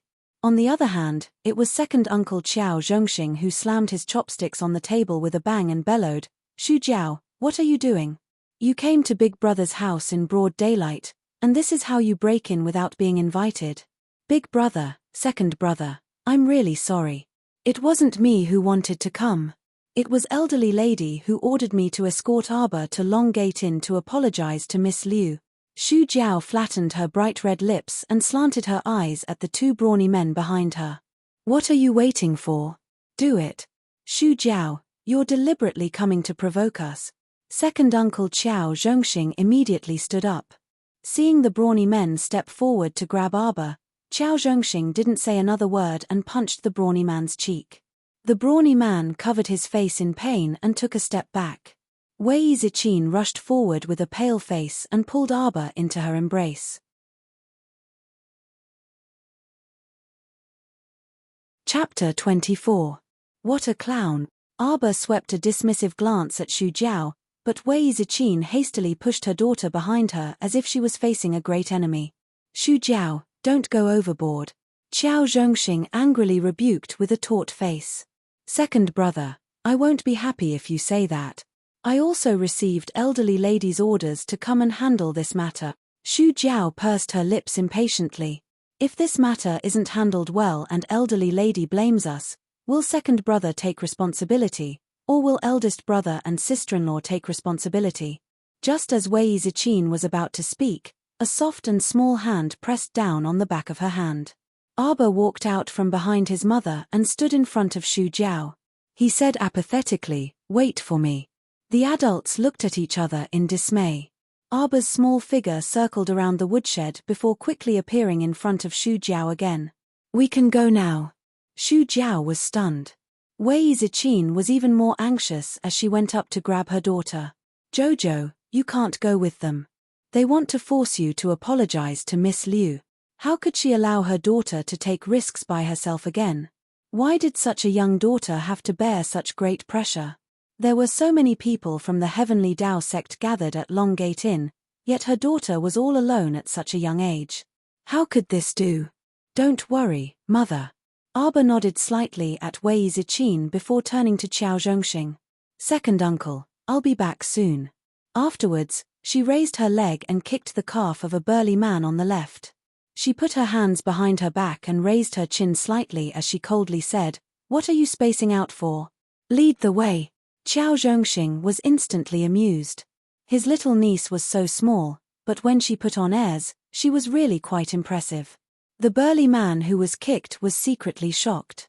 He only felt that the little girl's seemingly light kick made his calf sore and painful. When he took the time to sneak a glance, he found that his calf was already bruised and purple. The shock in his heart grew even greater. Xu Jiao followed him out the door and lightly coughed. She swept a rather uncomfortable glance at Arba. "What did you do in the woodshed just now?" Arba glanced at her casually. "Of course I can't leave empty-handed when I'm visiting someone else's house. What a disgrace to your Qiao family." Xu Jiao was instantly a bit surprised. "So you're saying that you've even prepared a gift?" Arba ignored her. This child probably wouldn't talk more than 3 sentences. If others asked too many questions, she would be too lazy to answer. There was only that one inn in the entire Chaotu village, and it was located at the entrance of the village. It couldn't be said to be very luxurious, but there were still quite a few people coming and going to stay there. Shu Jiao had the two burly men stay outside Long Gate Inn while she led Arbor inside. After asking for the Heavenly Dao sect's Miss Liu's room, she brought Arbor to the elegant room on the second floor. There was no one in front of Liu Yexin's door. Presumably, the other disciples of the Heavenly Dao sect were resting in their own rooms. Shu Jiao reached out to push Arbor. After going in, properly apologize to Miss Liu and repent for your previous rudeness. You must coax Miss Liu well, or else you'll suffer when you return. Arbor coldly glanced at Shu Jiao. For some reason, Shu Jiao felt that this child's dark eyes were a bit frightening. There wasn't the slightest bit of warmth in those contrasting black and white eyes, as if they were covered in a layer of thousand-year-old ice and snow. They didn't resemble a child's eyes at all. After Arbor entered the room, he closed the door behind him and curled his lips at Liu Yexin, who was sitting up. What are you doing here? Liu Yexin's gaze landed on that little fiend, and she couldn't help but cry out in alarm in her heart. Chapter 25. Arbor's small hand loosened, and a moderately sized brick slid from her sleeve into her small hand. Then, without another word, Qiao Mu strode forward and viciously smashed the brick against Liu Yexin's head. Liu Yexin's squeal, which sounded like a pig being slaughtered, came from inside the room, causing Shu Jiao, who was standing at the door, to have a bad premonition. Just as she was about to push open the door and enter, she saw the door being pulled open from the inside. Qiao Mu turned her head back into her sleeve and calmly walked past Shu Jiao.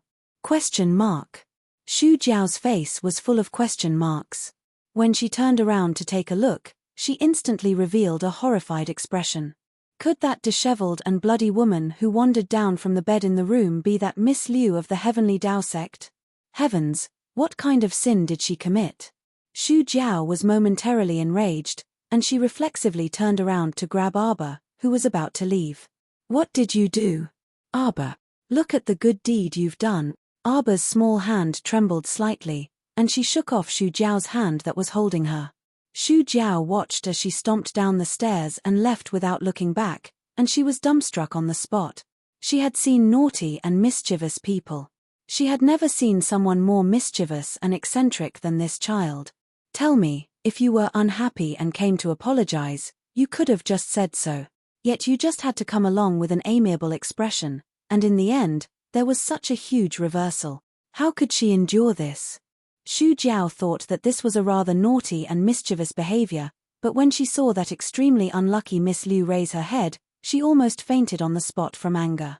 Miss Liu's face was plastered with a piece of white paper, and on it was a long string of cursive handwriting. I came to deliver a gift on grandmother's orders. Now that the gift is complete, no thanks needed. If there is a gift in return, please bring your own brick and bring people to Chaochu Village's Qiao family courtyard at Gate 6 to have elderly Lady Qiao personally check. Shu Jiao was so angry that she laughed.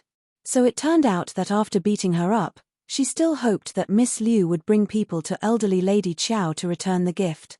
By the time Senior Brother Ji and the others from the Heavenly Dao sect heard the commotion and rushed out, Qiao Mu had already left the Long Gate Inn and disappeared without a trace. Even if Shu Jiao had 10,000 guts, she wouldn't dare to stay here alone and bear the Heavenly Dao sect's wrath. She was so angry that her heart, liver, spleen, and lungs hurt the entire way back, so she hurried back to inform the elderly lady.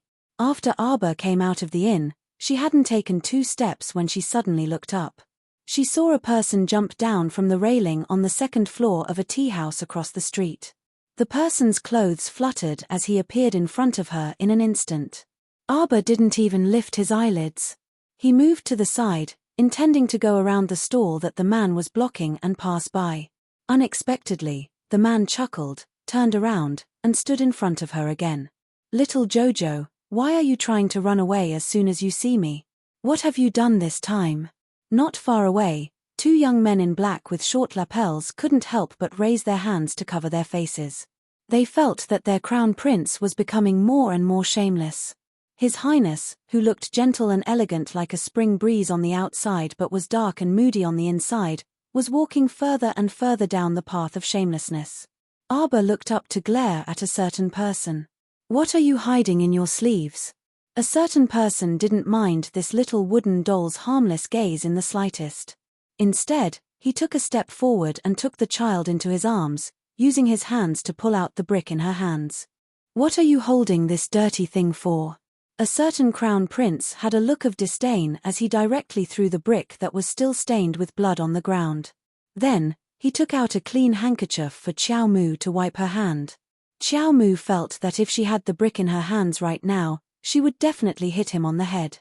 "You really are a crazy person. Are you that familiar with me?" Chapter 26. How are we not familiar? Look. This is already our third chance encounter. Mo Lian blinked, and her hands paused. She suddenly recalled that in these 3 encounters, it seemed that she had coincidentally witnessed the child's violent acts each time. This is probably fate preordained by the heavens, Mo Lian said with a chuckle. With a light flick of her finger, a 5-finger-wide, 7-cun-long black object inexplicably appeared in her hand. It was shaped like a ferrule. In the future, use this to hit people. It's nimble and handy. Mo Lian handed the ferrule to the child and cast a disdainful glance at the brick on the ground. Don't use such a dirty thing. It'll fall apart after 2 hits, so it's not easy to use. This is good, it's very sturdy. Don't worry about hitting it, it won't break. The 2 accompanying youths in black almost fell to the ground. Such a small seedling, yet you're courting disaster by leading it astray. Is this really good, Your Highness? That ferrule looked black and very cold, but it was very warm to the touch. There wasn't the slightest bit of bone-chilling coldness. Holding it in the palm of her hand for a while, she actually felt a trace of warmth. Although this crown prince was a bit neurotic, the things he took out were really good things. For example, the medicine from before, and also this ferrule. If she didn't guess wrongly, this ferrule should be a profound weapon, and its level was very high. At least, with her current level of a level 3 mystic cultivator, she simply couldn't discern the level of this profound weapon. Profound weapon masters had long been submerged in the torrent of Seekong Planet's history. In the past 100 years, a profound weapon master had never appeared on Seekong Planet, not even a level 1 profound weapon master. Many people said that Seekong Planet's soil and water weren't good, so it couldn't produce a profound weapon master. Some also said that it was because there weren't any forging materials. In short, although this whatever crown prince in front of her didn't seem very reliable, the things he took out were really very likable. Xiao Mu's face was taut, and she didn't say anything as she silently stuffed the ferrule into her sleeve. Looking at this child with an awkward personality, Mo Lian almost laughed out loud. "Do you know how to use it?" Mo Lian carried a certain child as she walked forward with a grin, explaining to her how to use the profound armament in a soft voice. "This is a 12th level profound armament. Originally, with your current profound energy, you shouldn't be able to use it. However, I have sealed a portion of its power and temporarily suppressed it to a 3rd-grade profound armament. As your strength increases, so will it. Infusing it with profound energy, you will slowly discover some unexpected uses. You can give it a name." "Momo, yes. Are you sure you didn't just casually come up with a profound armament?" Arbor was silent for 3 seconds before he casually explained, "It's black." Mo Lian. After a while, the black ferrule in the child's sleeve emitted a faint ink-colored brilliance.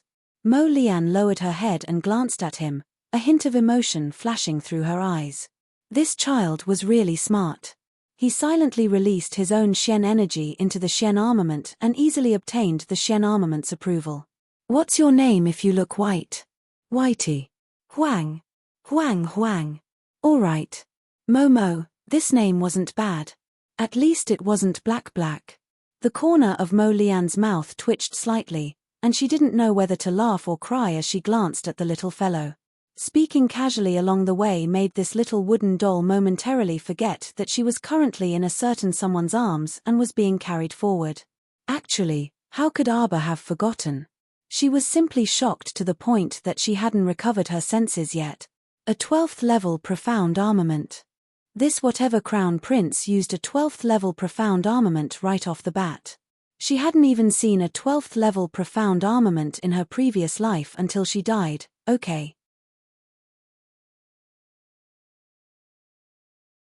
Chapter 27. Activating it with one's mystic energy might not make the mystic artifact obediently recognize its master, especially since this was a level 12 mystic artifact that surpassed Arbor's by many levels. It was already extremely close to a spiritual artifact. Mo Lian originally thought that he would need to assist the little lass in making the mystic artifact recognize her as its master, but he didn't expect the little fellow to quickly do it herself. This stoic-faced little blockhead was truly full of surprises. For the next few days, I'll be staying in your village, in the Long Gate Inn. If there's anything, you can find me anytime. Mo Lian walked a few steps with Chow Chow in his arms as he spoke with a grin. The two lackeys who were following him silently looked at each other and said in their hearts, "This person? Was this really their family's crown prince? Why did it feel like he was switched with someone else? When did their lord become so gentle and affectionate? She could even find him any time to resolve matters. Heh.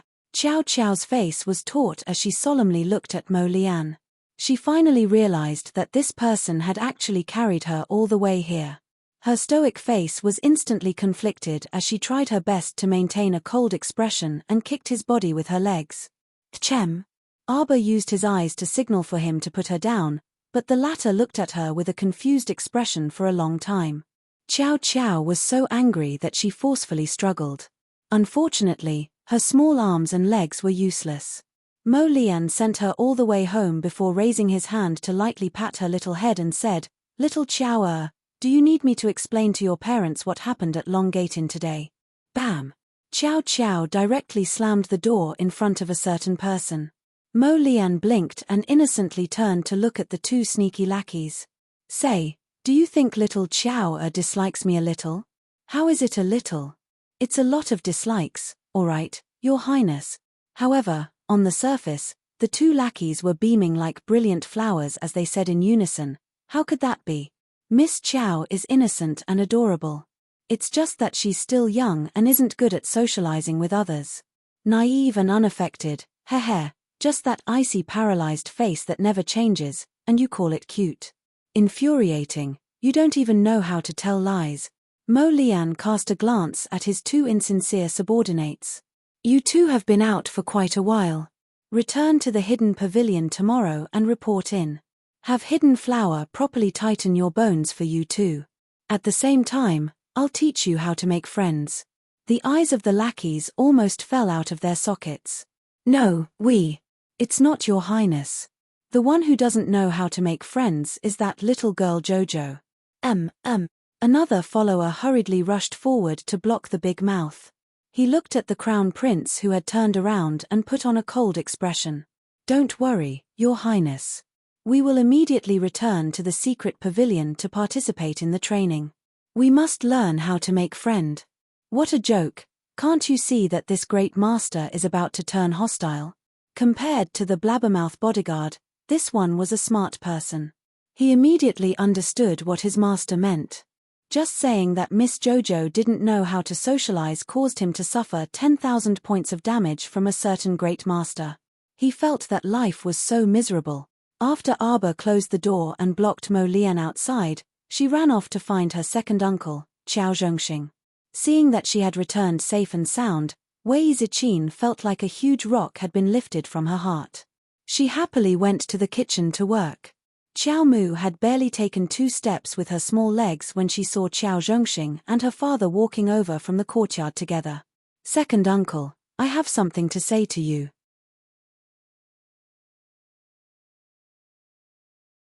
Chapter 28. Jojo.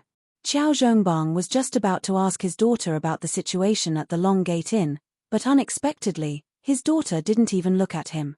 Instead, she pulled her second uncle and turned around to run. Okay, Jojo, slow down a bit." Xiao Zhongxing was pushed to the side by a pair of small hands onto a stone bench. He somewhat amusedly looked at his niece's serious and tight little face. "Second uncle, can you help me buy a lot of supplies?" Hating her small arms and legs, she was really too small. Some seemingly simple things were really difficult for her age. Xiao Zhongxing was slightly surprised. "Jojo, You want to buy things? You want to buy? Arba stretched out his hand and placed the box containing 300 taels of gold and 2 bags containing 100 taels of gold in front of Qiao Zhongxing. Second uncle, here are 400 taels of gold.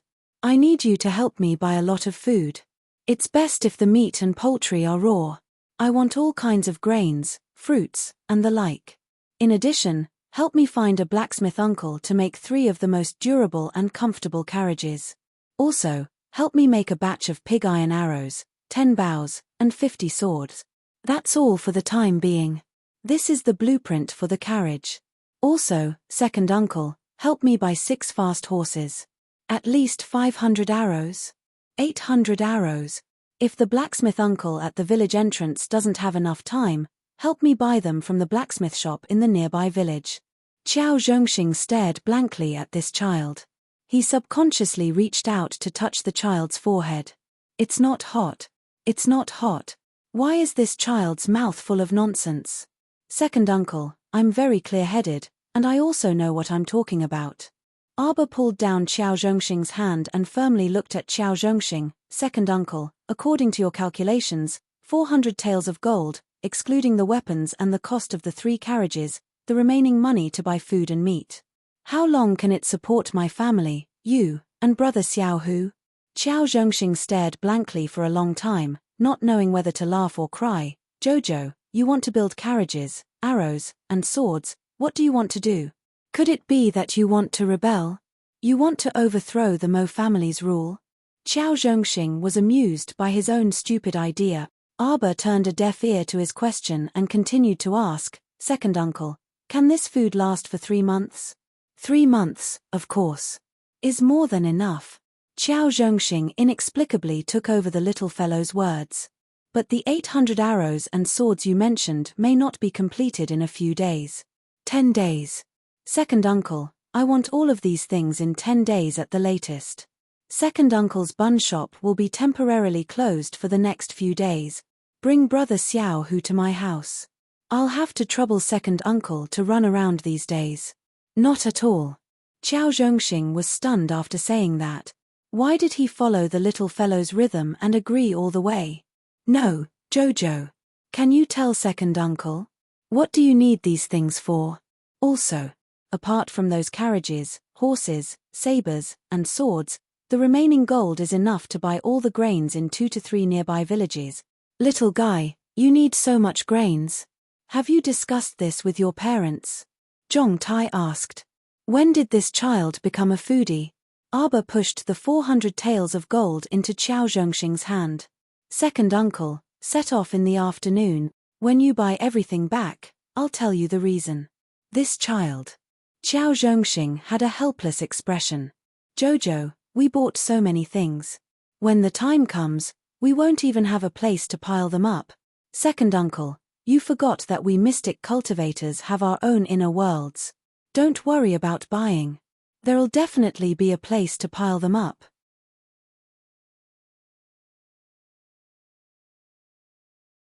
Chapter 29.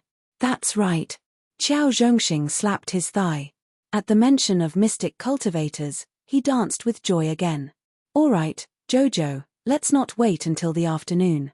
Second uncle will go handle this matter now. Their little Qiao was the first 7-year-old mystic cultivator to appear in old Qiao's family in several hundred years. Every mystic cultivator had their own unique inner world storage item. There weren't many people in the entire Sikong planet who could possess such a high-end item. Qiao Zhongxing was duped by Arba just like that, and he happily went out to purchase items with 400 taels of gold. Little did he know that he had long forgotten that a mystic cultivator's inner world was usually only 3 to 5 cubic meters. How could it possibly store so many things? Arba heaved a sigh of relief. Entrusting this matter to second uncle was the most dependable. No matter what second uncle did, he was very serious and honest. Since she said she needed 800 arrows, he wouldn't give her 799. There were only 14 days until the zombie outbreak. As long as she finished preparing the supplies within 10 days, she would have enough time to bring her mother and younger sister to the nearest Shizhou city to temporarily settle down. Compared to Chaotu village, which was the first to be affected and had no ability to resist, Shizhou City was second to none in the vicinity in terms of defensive forces and supplies. It could be said that it was the best refuge at the moment. Most importantly, Shizhou City wasn't far from Chaotu village, so it would only take 2 days to get there. After assigning tasks to second uncle, Aba felt much more at ease. She decided to make a trip to Auntie Wu's house tonight and have a good chat with her about life. So tired. I feel like I've finished talking to second uncle for an entire year. Aba lazily slumped on the recliner in the courtyard. She propped up her chin with one hand and quietly let her mind wander. When Qiao Zhongbang entered, he saw his daughter slumped on the bench in a daze with a wooden expression. "Jojo, time to eat." Qiao Zhongbang took 2 steps forward and was about to reach out to carry his daughter when he saw the little fellow jump off the bench and run toward the dining table without looking back. Qiao Zhongbang couldn't help but be stunned. He finally realized in hindsight that the little girl seemed to have started to dislike him, her father, since an unknown time. Her behavior couldn't be more obvious. She was quite cold and even ignored him as her father. Many times, if Wei Ziqin wasn't around, she wouldn't even bother to say half a word to him. Qiao Zhongbang came to the table and sat down. The family of 4 ate in silence. Wei Ziqin put food in Aba Qiao Zhongbang's bowl from time to time. Qiao Zhongbang and Qiao Zhongbang ate by themselves, as if the head of the family was excluded. Ziqin. Qiao Zhongbang felt that his voice was a little hoarse. Wu Yanjun said that she has already contacted that family. Another day, she will be able to. Mother, I heard that Ergu's younger sister was sold to a family by her parents. Brother Ergu secretly went to town to visit his younger sister not long ago. He said that the madam and young miss of that family treated him like a cow and scolded and ordered him around all day. Sister Ergu has endless chores every day, but her body is riddled with scars and bruises. Wei Ziqin's pupils visibly contracted. She abruptly threw down the chopsticks in her hand and directly pulled Qiao Zhongbang's arm to turn and leave. Ziqin. Qiao Zhongbang abruptly stood up. Wei Ziqin turned around and roared at him, "I can raise my own daughter. Don't make your elderly lady worry about other people's affairs. Don't think that I don't know that Wu Yanjun isn't a good person at all. She and your good sister-in-law Xu Jiao are jackals of the same lair. If she wants to earn commission from my daughter, she can dream on."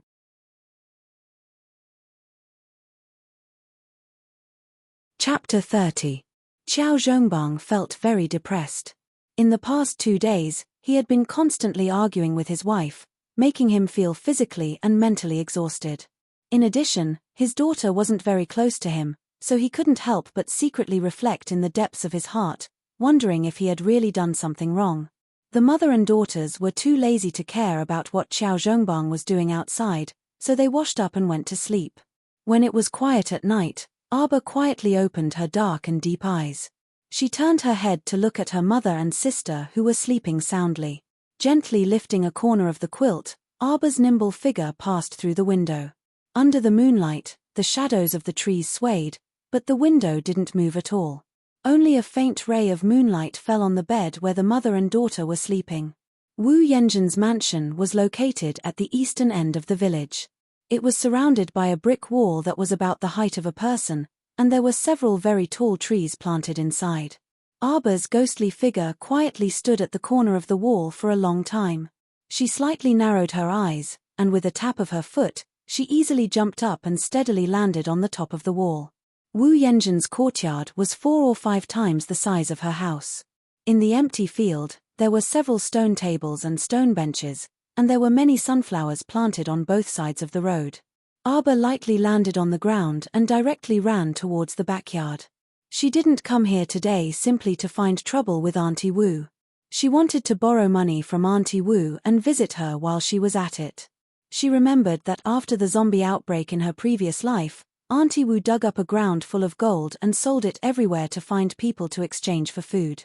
Unfortunately, at that time, the price of rice was already tens of millions of gold. If a family had some extra food on hand, they would guard it more closely than gold, silver, and jewels. Aba softly sighed. So it was said that no matter how much gold and silver you had, It was useless if you couldn't find something to buy it. She thought of the pile of gold and jewels in her inner world, and her small face couldn't help but be filled with melancholy. If she couldn't take it out now, it wouldn't be of much use even if she took it out a few days later. Forget it. If it's a blessing, it's not a disaster. If it's a disaster, it can't be avoided. In this chaotic world, although gold, silver, and jade are useless, looking at such exquisite and gorgeous is also pleasing to the eye. Arbor nimbly jumped into the backyard of Auntie Wu's house. He circled around the yard, walked a few steps south from the corner of the wall, then turned back and walked a few steps before he stood still. He pointed his feet on the ground and drew a square rectangle. A cold smile appeared on his small face. Auntie Wu would never have dreamed that the gold in her backyard would disappear overnight. A total of 900 taels of gold. For a village woman, the speed at which she amassed wealth was quite astonishing. Arbor stuffed the 900 taels of gold into a bag and threw it over his shoulder. Carrying the heavy bag, he jumped onto the wall of Wu Yenjin's house. He turned around to take a look, and the corners of his mouth curled up slightly. A few minutes later, Wu Yenjin and her husband were woken up by the fire outside and jumped out of bed in horror. When they opened the door, they were stunned by the scene before them. Jojo. The little fellow jumped over the wall of Wu Yenjin's house with a big bag on his back. He saw under an old tree not far away, a white-robed, black-haired youth with a smile in his eyes waving at him. Arbor almost slipped and fell to the ground. He secretly cursed in his heart and cursed God of Plague. Carrying the bag, he didn't blush and his heart didn't skip a beat. He looked straight ahead and walked past the youth. Yu Xiu was really speechless. If he hadn't followed His Highness the Crown Prince and witnessed the scene of this little fellow killing and robbing, perhaps he really would have thought that this child was carrying a bag for an outing. Such a small child, his heart is so black. Is it really good for him to be so calm after killing and robbing?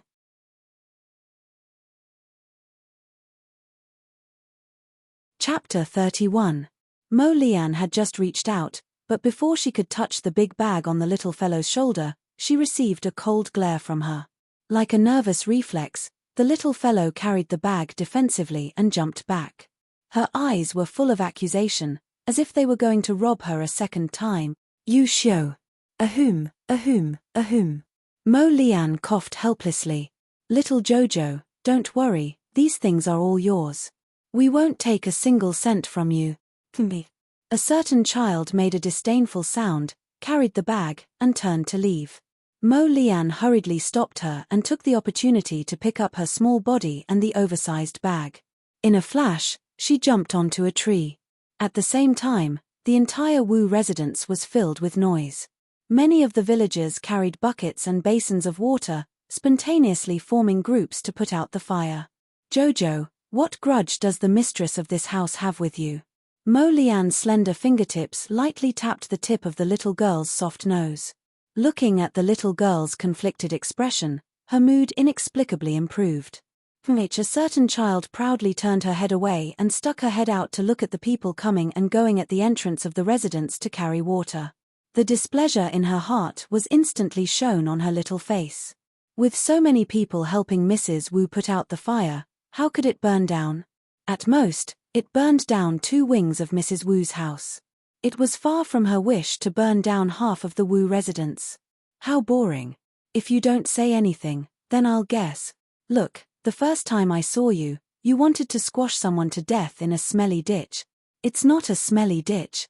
Arbor suddenly turned her head and looked at the youth in front of her with a pair of big black eyes. How is that a smelly ditch? It's at most a small quagmire. You don't even know how to speak properly. Chimph, chimpate. Mo Lian. The smelly ditch isn't the main point, okay? The main point is that you're killing someone. This is the second time you want to burn someone to death. If you say there's no hatred, I don't believe it. Since you hate this person so much, how about I help you kill her? Don't worry, as long as I make a move, I guarantee she won't live past tonight. Yu Xiu wept silently. His Highness style is not right. The little kid in front of him is already very cruel. Why is he still leading him astray? Your Highness, doesn't your conscience hurt by doing this? Arbor's little classmate had a serious expression on his face. No need. Yu Xiu touching heart. Not bad, not bad.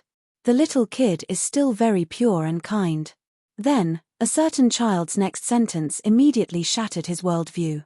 Isn't it too easy for her to die just like that? Arba said coldly, then looked at the smiling Mo Lian. Do you have a way to keep her alive, but she'll live in hell forever? Yu Xiu widened his eyes slightly. Yes. Mo Lian nodded crisply and patted the child's head. Leave it to me. Arba was silent for a while, then his little voice emerged in the night. Can you help me buy a crossbow that can shoot arrows continuously? Yes. It's best if it can shoot faster. Don't waste time and can't shoot 2 arrows. No problem. Can you buy enough clothes for my whole family to wear for the next 20 years? The little kid thought for a while and asked again. Yes. Can you make 1,000 iron arrows for me? He didn't feel like he was asking for a yard after getting an inch. No problem. Can you give it to me in 10 days? Okay. Arba nodded in satisfaction and threw the big bag of gold hanging from his shoulder into Mo Lian's arms. I'll buy you something good to eat if there's leftovers. Yu Xiu. His Highness isn't a foodie, thank you. Mo Lian suddenly picked up the little guy and laughed loudly as she walked away. He suddenly felt that ever since he met this interesting little guy, life seemed to have a bit more fun, as if a trace of vitality had been injected into his life. Yu Xiu, Your Highness, aren't you going to ask why this little girl wants clothes that her whole family can wear for the next 20 years? So, that strange little girl killed and set fire to tonight's house just to take out gold to buy clothes for their family for the next 20 years. Ha ha.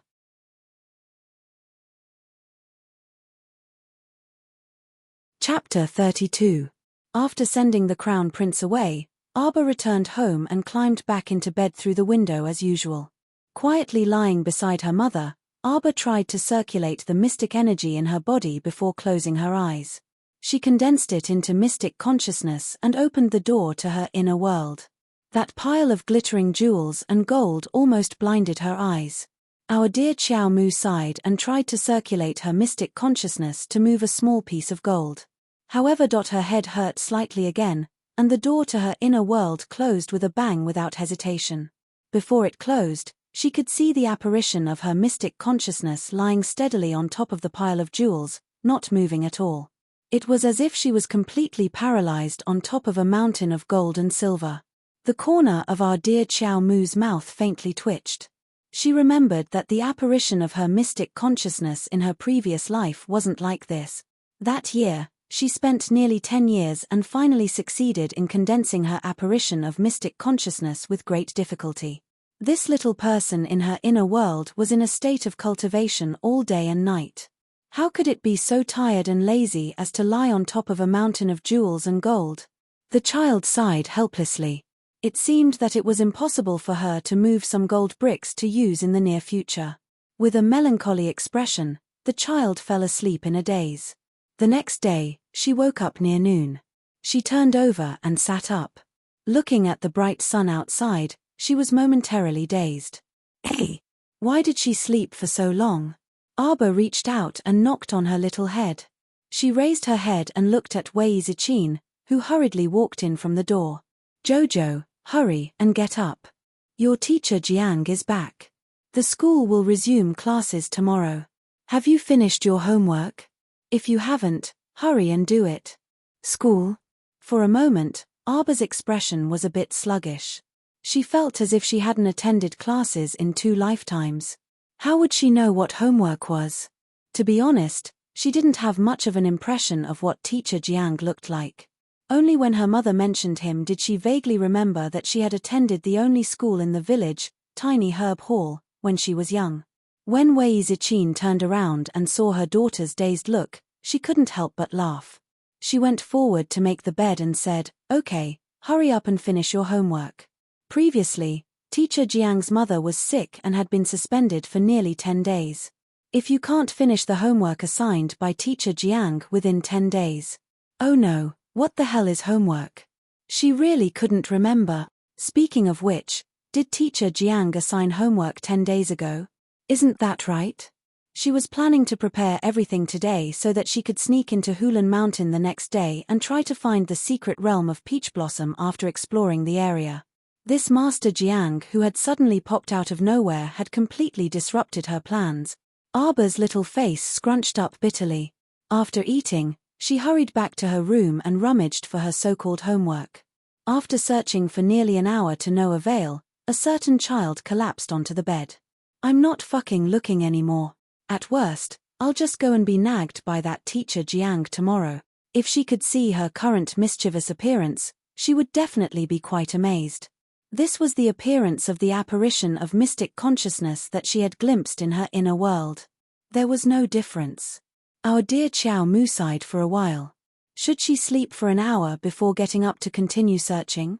However, she didn't expect that once she slept, she would directly sleep until evening. Moreover, her sleep was very restless. In her dreams, there seemed to be a golden thing that kept spinning and swaying in front of her eyes.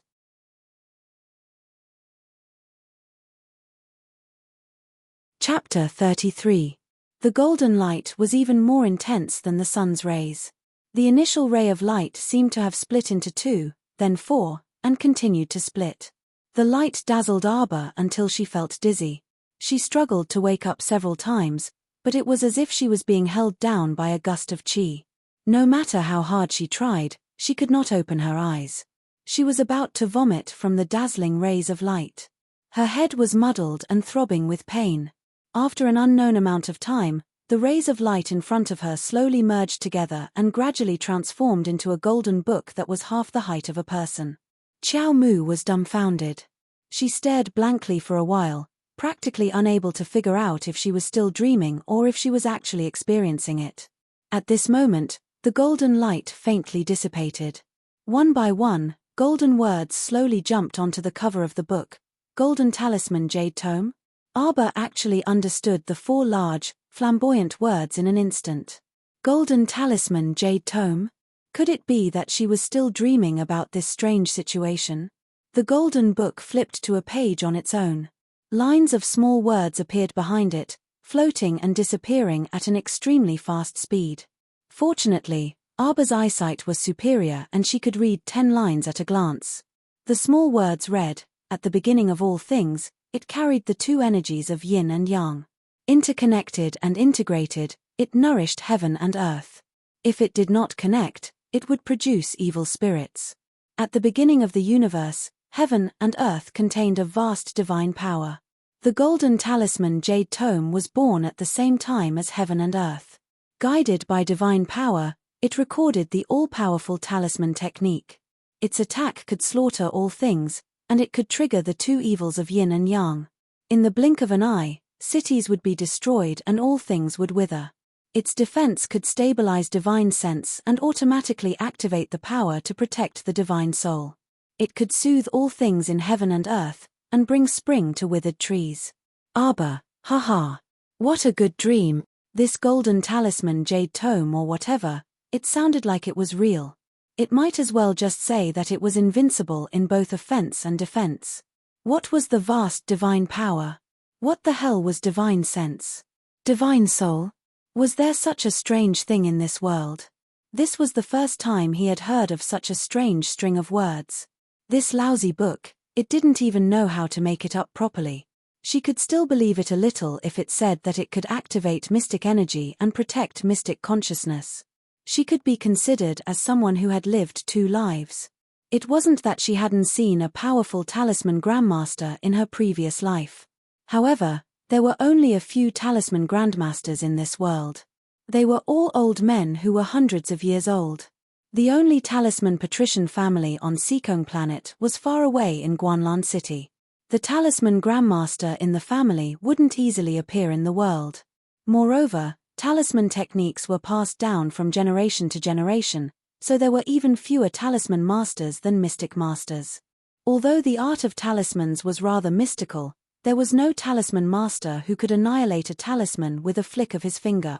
If things went wrong, the talisman master might have only thrown out 2 talismans before the mystic cultivator rushed up and killed him in a matter of minutes. Where did the ability to destroy cities and wither all living things come from? Are you sure you're not joking? The child scoffed and forced himself to wake up from the swaying golden light again. But the result made him feel a little sad. The golden talisman jade tome was emitting a heavy pressure that made it impossible for her to move, let alone open her eyelids.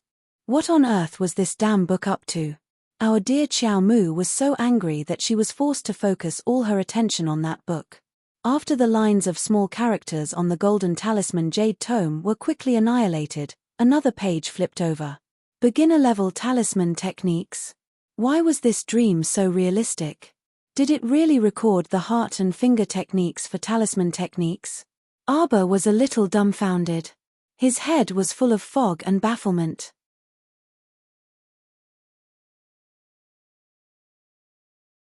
Chapter 34.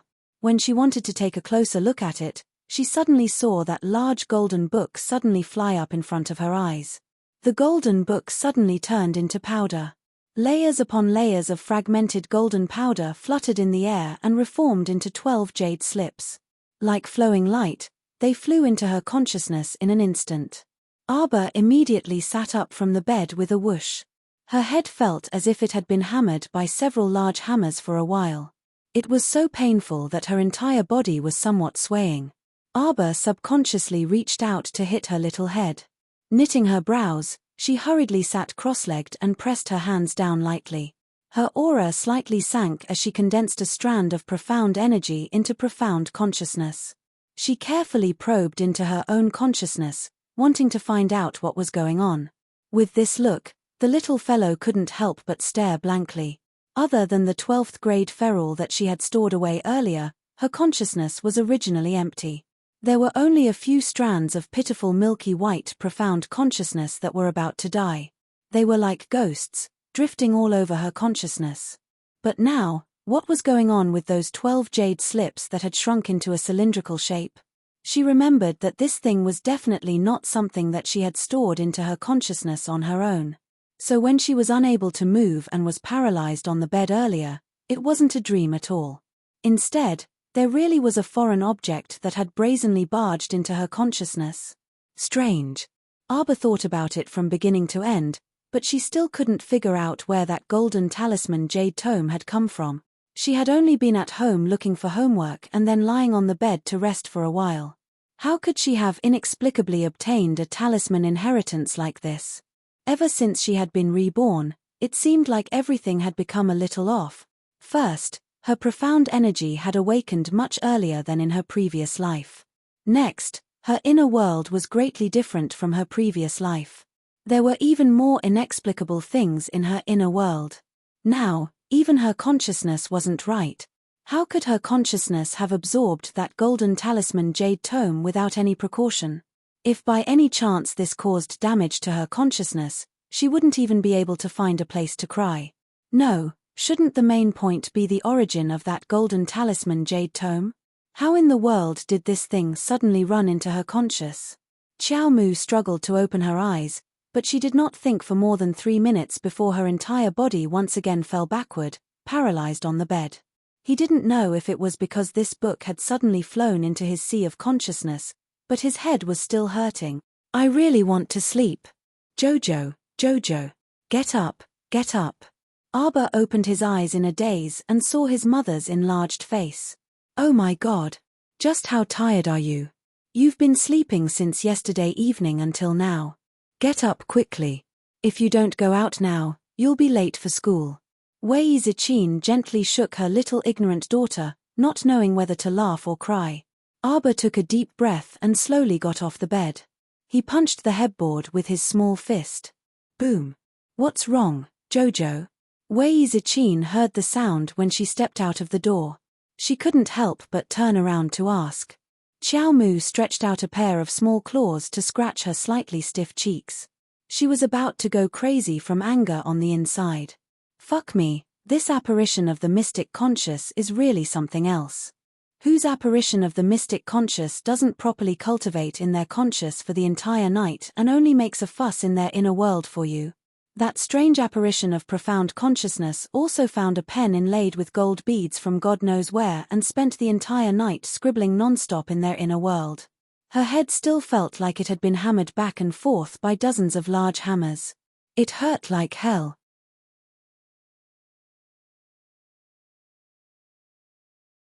Chapter 35. Arbor condensed a strand of mystic consciousness and quickly checked her own conscious. She immediately threw her small hands and jumped off the bed. This abnormal apparition of mystic consciousness had now decisively returned to her conscious, but she was still diligently using that gold bead pen to continue her scribbling. One had to know that she was constantly moving around like she had ADHD, which also consumed student Arbor's mystic energy.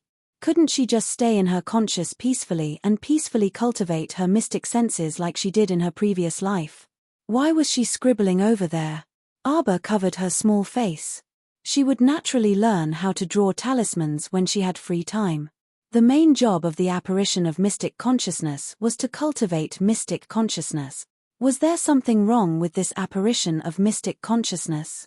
Instead of cultivating mystic consciousness, she ran all day to draw talismans. She really wanted to beat her to death. Arbor stepped out of the door. With a flick of her finger, 3 strands of faint white light swept past. After the white light dissipated, 3 thin talisman papers lay quietly in her palm. Learning the golden talisman Jade Tome's talisman technique wasn't a dream. At least, the apparition of mystic consciousness was still scribbling like a little lunatic. These 3 talisman papers were also strange. They fell from the first jade slip and should be something like a demonstration talisman. The ancient golden talisman Jade Tome was a friendly gift. The first one was a speed talisman. For 5 minutes, it could increase one's speed by 3 times. It was essential for escaping. The second one was a strength talisman. It didn't increase mystic energy, but the strength of an ordinary person. For 5 minutes, it could increase one's strength by 5 times. It would be easy to move mountains and rivers and kill a cow with 1 punch. The last one was more funny. It was called a repetition talisman. As the name implied, it could continuously do the same thing for 5 minutes. This talisman? Arbor turned it over and over in her hand and looked at it. A faint smile flashed in her eyes. It seemed a little interesting. These 3 talismans were all beginner talismans. Beginner and intermediate talismans didn't require mystic energy to activate. They were also quite simple to use. Ordinary people could use them as well. If it was a high-level talisman, it could only be used by injecting mystic energy. The more powerful the talisman, the more mystic energy it would take to open it. Most ordinary people without mystic energy could only look at it and couldn't open a high-level talisman. High-level talisman masters were rare existences. In the talisman aristocratic family of Guanlan City, only 3 high-level talisman masters had appeared in the past 500 years. Of course, each one of them was a powerful figure. Arbor put the 3 talismans into her pocket and headed for Tiny Herb Hall with a bitter face. There were a total of 20 or so children in the village. The oldest was 15 years old and the youngest was 5 years old. They were all stuffed into Tiny Herb Hall. There were only 2 teachers in the hall. Those over 10 years old were taught by Master Center, while those under 10 years old were taught by Master Jiang. Tiny Herb Hall was on the west side of the village, and behind it was a small path overgrown with withered grass that led straight to Hulan Mountain. Xiao Mu planned to see if she could sneak up the mountain to scout things out. The little guy carried a bundle. As soon as he arrived at Tiny Herb Hall's entrance, he saw 2 porters carrying a bamboo rattan chair over. Sitting on the rattan chair was a little fatty around 9 years old. His chubby leg was propped up and he was happily gnawing on a chicken drumstick in each hand. 2 lackeys around the same age carried a few bags as they walked along the rattan chair. They held umbrellas and fanned themselves along the way. They smiled obsequiously and said, "Young Master Dao, are you hot? Young Master Dao, do you want some water?" "Chow. Would." The young master sitting on the rattan chair suddenly shouted.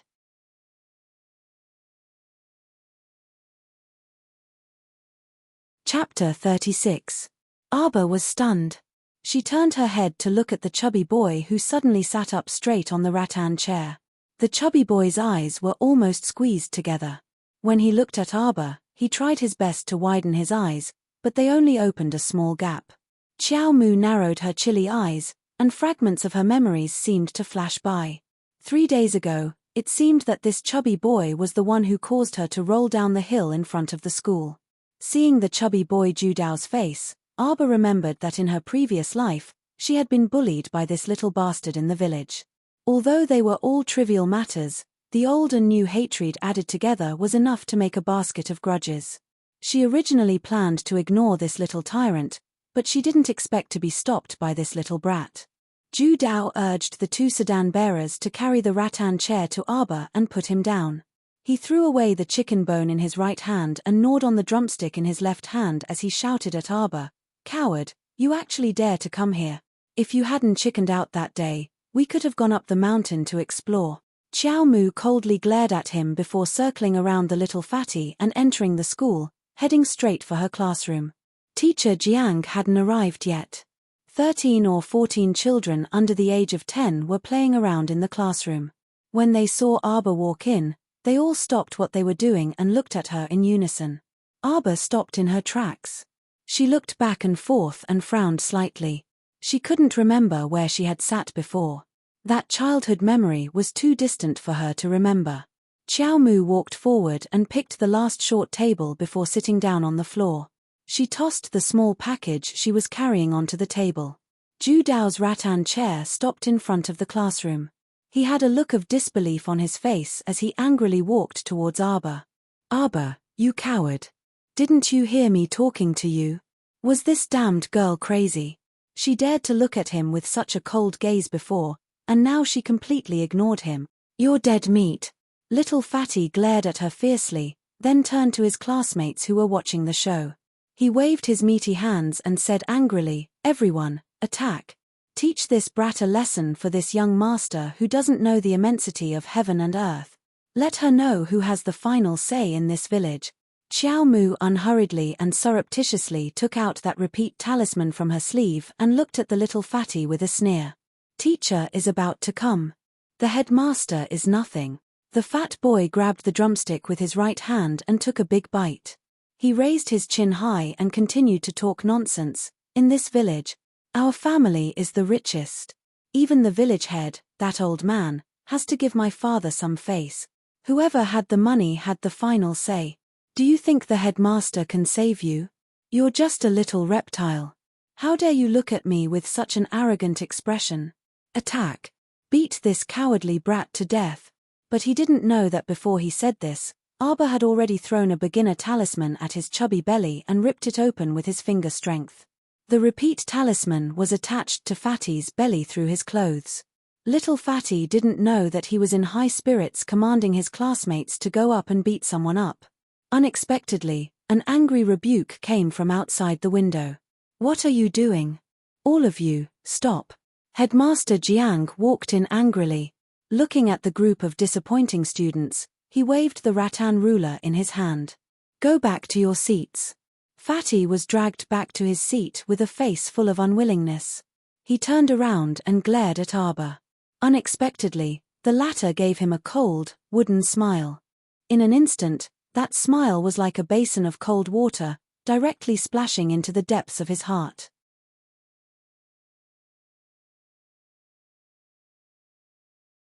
Chapter 37.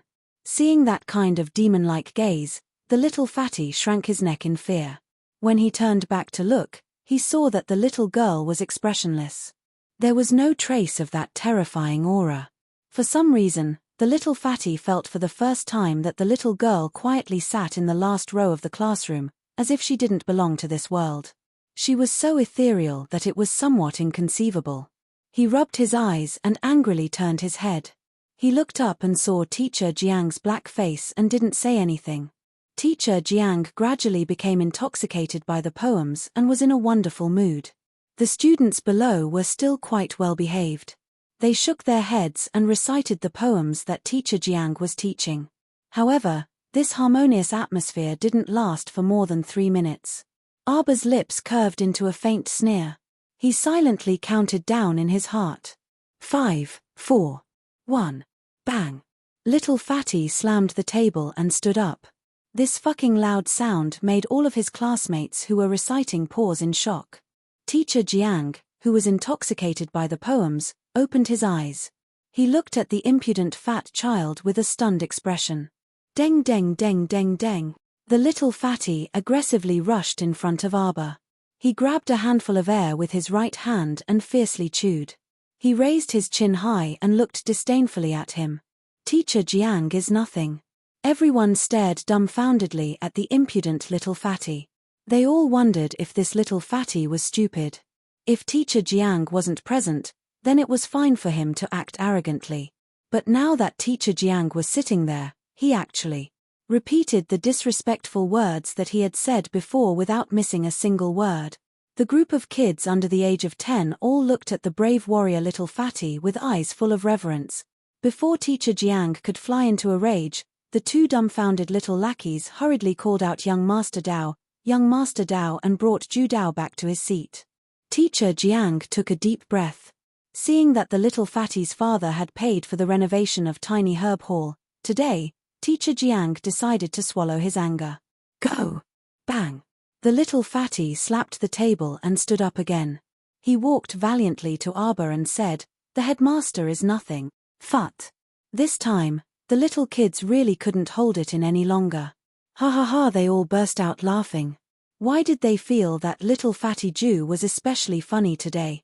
Ha ha ha ha ha. No matter how slow the little fatty was, he finally felt that something was wrong with his body. The feeling of not being able to control one's own body was truly terrifying. Looking at Teacher Jiang's darkened face, the little fatty slapped the table and stood up for the third time. Little fatty, who had rushed to Arbor and cursed, had a twisted expression on his face. His eyes, which had been squeezed into a slit, contained a trace of fear, and shameful tears overflowed from his eyes. Who could stop all of this? It was so terrifying. Why were his words and actions no longer under his control? Teacher Jiang couldn't take it anymore. He suddenly stood up from his seat, raised his rattan ruler, and smacked the little fatty's buttocks. Who told you to slap the table and stand up for the third time? Who told you to so brazenly insult Teacher Jiang? This good for nothing, you're really angering me to death. It was a good lesson, but in the end, it ended with the little fatty fainting. As for the talisman that had originally been stuck to the little fatty's clothes, it fell to the ground as the time limit ended. It turned into two ordinary pieces of paper and didn't attract anyone's attention. Arbor bent down to pick it up and crumpled it into a ball. He had a new plan in his mind. Tonight, when I get home, I'll draw 8 or 10 of them.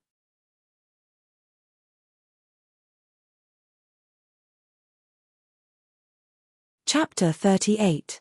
The next day, our dear Xiao Mu went to school with 2 panda eyes, and on the way, she couldn't help but nag. Yesterday, when she went back, she spent quite a bit of time just asking her second uncle's brother Xiao who to buy talisman papers in town. After snatching the talisman brush from her apparition and chasing her away to cultivate her mystic sense, our dear Arbor didn't sleep for the entire night. She secretly drew talismans in the woodshed for the entire night, and out of a total of 30 talisman papers, 2/3 of them failed. In the end, Arbor drew 3 speed talismans, 3 strength talismans, and 4 repetition talismans. She felt that her life force for the entire day had already been exhausted in advance. Our dear Xiao Mu sat at the back of the classroom with one hand supporting her chin, and her entire being was a little drowsy. At this time, a commotion came from the door, and 2 little lackeys called out Young Master Dao. Only then did Arbor realize that the little tyrant, Ju Dao, had arrived. After being tormented so miserably yesterday, he still dared to come today. His courage was commendable. Arbor moved her little hand to her forehead, slightly turned her head, and swept a glance at the little tyrant from the corner of her eyes. Then, she was slightly startled. The little tyrant's attire today. He wore a wide and plump sapphire blue silk robe, and a pair of black boots with wide soles. What was different from yesterday was that there was an extremely large coin-shaped jade tablet hanging in front of his chest, and the thick aura of a nouveau riche assaulted her senses. That round jade tablet hung heavily from his neck all the way to his abdomen, and the 3 large words "protective talisman" were written on it. It seemed like his nouveau riche father had spent a large sum of money to purchase this protective talisman. Speaking of which, in order to engrave complicated talisman characters on jade, not only did one need the support of profound energy, one also had to reach the level of a high-grade talisman master. According to her knowledge, in her previous life, there was only one person in the entire Seekong planet who could engrave talismans on jade. That person was from a talisman aristocratic family far away in Guanlan City. This little fatty's nouveau-riche father was actually quite capable. However, when Arbor took a closer look, the corner of her mouth couldn't help but curve into a faint smile.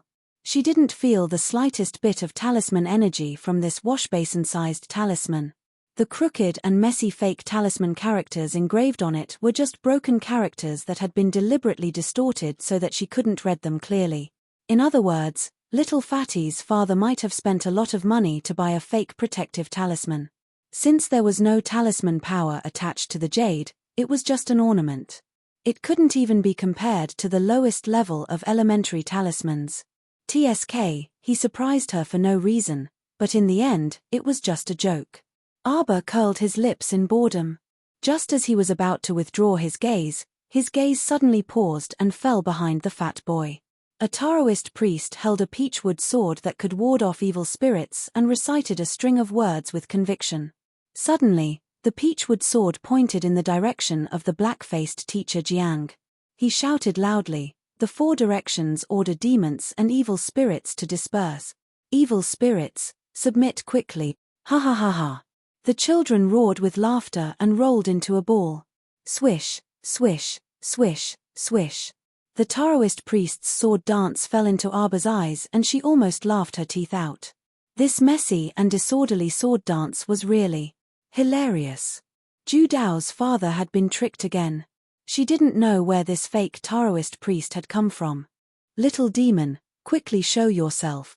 The Daoist priest pinched a piece of talisman paper between his 2 fingers and it fell into a bowl of clear water.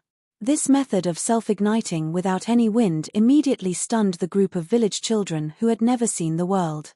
The Taoist priest opened his mouth and swallowed a mouthful of talisman water and sprayed it all on the peachwood sword. As he pretended to take a step forward, he suddenly felt that he had stepped on something. He immediately slipped and fell to the ground with a plop. The Taoist priest's eyes bulged. He didn't have time to protect himself and fell head first. With a bang, his nose was almost crooked.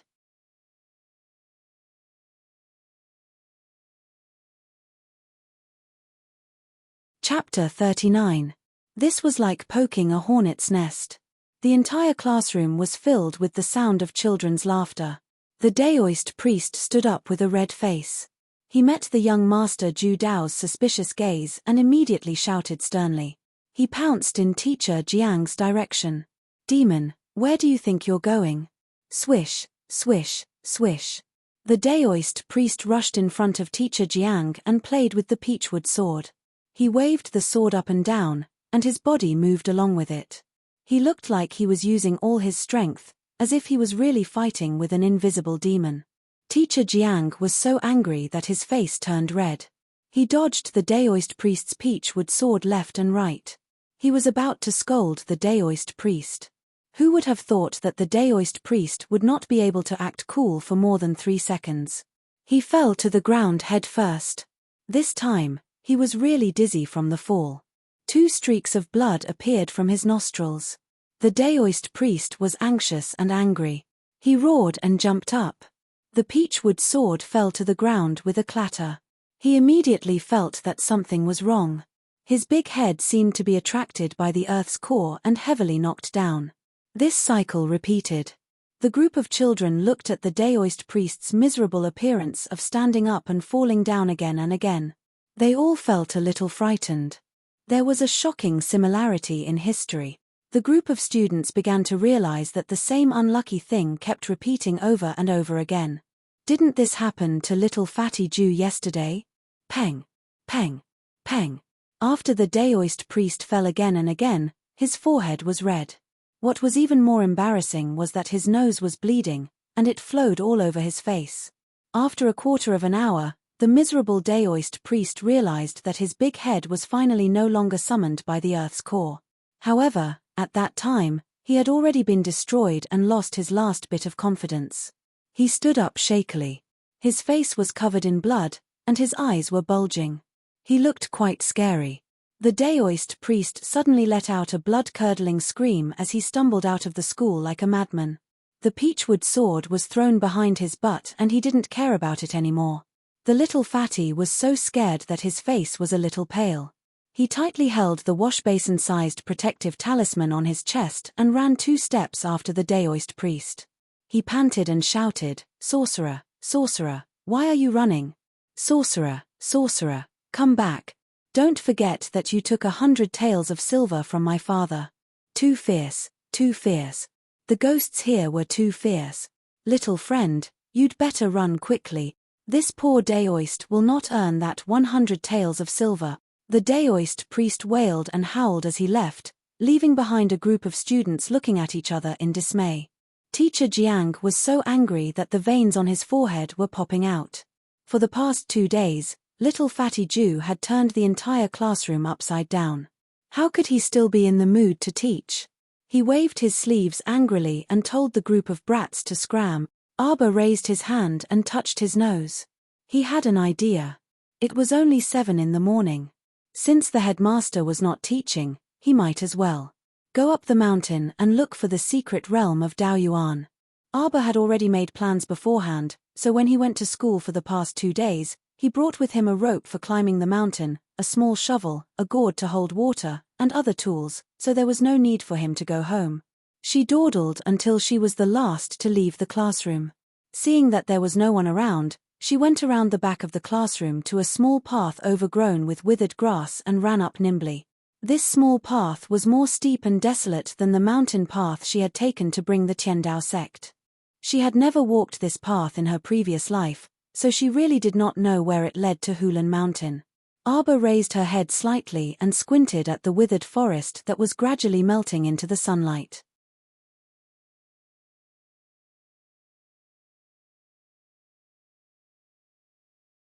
Chapter 40. This Hulan Mountain encompassed the entire Chaotu village, so its range was relatively large. Arba only vaguely remembered that the paradise that was discovered in her previous life was deep in the east of the mountain. However, she still needed to slowly explore the specific location. However, what she lacked the most now was time, not to mention that she was alone. If she wanted to search the mountain, it would be too unrealistic. Arba sighed softly. The treasured secret realms could only be found by fate. It was up to the will of the heavens to find them. Half an hour later, a nimble little figure quickly flitted through the forest overgrown with withered trees, occasionally stopping to look back. Suddenly, Arba paused, and her figure shrank back behind a withered tree. Holding her breath for a few seconds, Arba gently poked her little head out, and her gaze fell on a small open space not far away. Looking from her direction, she could see 5 burly men in green sitting around the small open space that had turned into sand. Their physiques were very strong, and one of their arms was as thick as several of Qiao Mu's thighs. Their breathing was very slow, and they didn't look like ordinary people at first glance. This Hulan Mountain had been abandoned for so many years, and there were fewer and fewer living creatures in the mountain. Usually, no one would go up the mountain. Therefore, it was very strange for these people to inexplicably appear here. Arba carefully hid behind a tree and observed for a while. Then, she saw one of the burly men stand up with a bamboo tube filled with water and take a few steps forward. "Ha!" The burly man let out a low command and handed the bamboo tube to the person tied to the tree. That person was thin and tall, and his purple robe was loosely wrapped around his body. A white jade satin belt was tied around his waist, and his head was tilted as he leaned against the tree trunk. His pitch-black silk-like hair was rippling with water as it softly draped over his shoulders, completely covering his face. The burly man's voice didn't arouse the slightest reaction from that person. He even moved his head to the side in disgust and didn't approach the bamboo tube at all. A pair of red silk peony shoes gently landed on the sand, accompanied by a strong fragrance. Arba hurriedly reached out to cover her nose and mouth, almost sneezing from that fragrant and stinky smell. Duan Lang. Arba's little body trembled slightly. God, why did this woman's voice sound like a chicken being strangled? It was so shrill that it almost pierced her eardrums. Duan Lang, you haven't drunk a mouthful of water for 2 days. If this goes on, how can your body hold on? Come, I'll feed you 2 sips. The woman continued to speak in a soft and delicate voice. She walked forward and was about to reach out and lift the man's chin. Pu. The man tied to the tree suddenly raised his chin slightly and opened his mouth slightly as he avoided the woman's fingers. At the same time, the woman hurriedly pulled over a burly man beside her and placed him in front of her. Ooh! The brawny man let out a muffled groan. His sturdy body slid to the ground and fell to the ground with a thud. Arbor took a closer look and saw that there was a long and thin nail in the man's throat. It was completely dyed red by the blood on his neck. The woman hatefully stomped her feet and called out sweetly, Duan Lang, why are you so ruthless? The other 4 brawny men who were sitting and eating dry rations saw the death of their companion. Their fingers slightly tightened as they grabbed the dry rations bag in their hands. They constantly rejoiced in their hearts. Fortunately, they didn't go forward just now. This dangerous person really couldn't get too close. Previously, they had more than a dozen brothers, and more than half of them had died in the hands of this hidden weapon. It could be seen how cruel this person was. If it wasn't for the special medicine that restrained him and made him only act up in a short distance, they would have all died by now.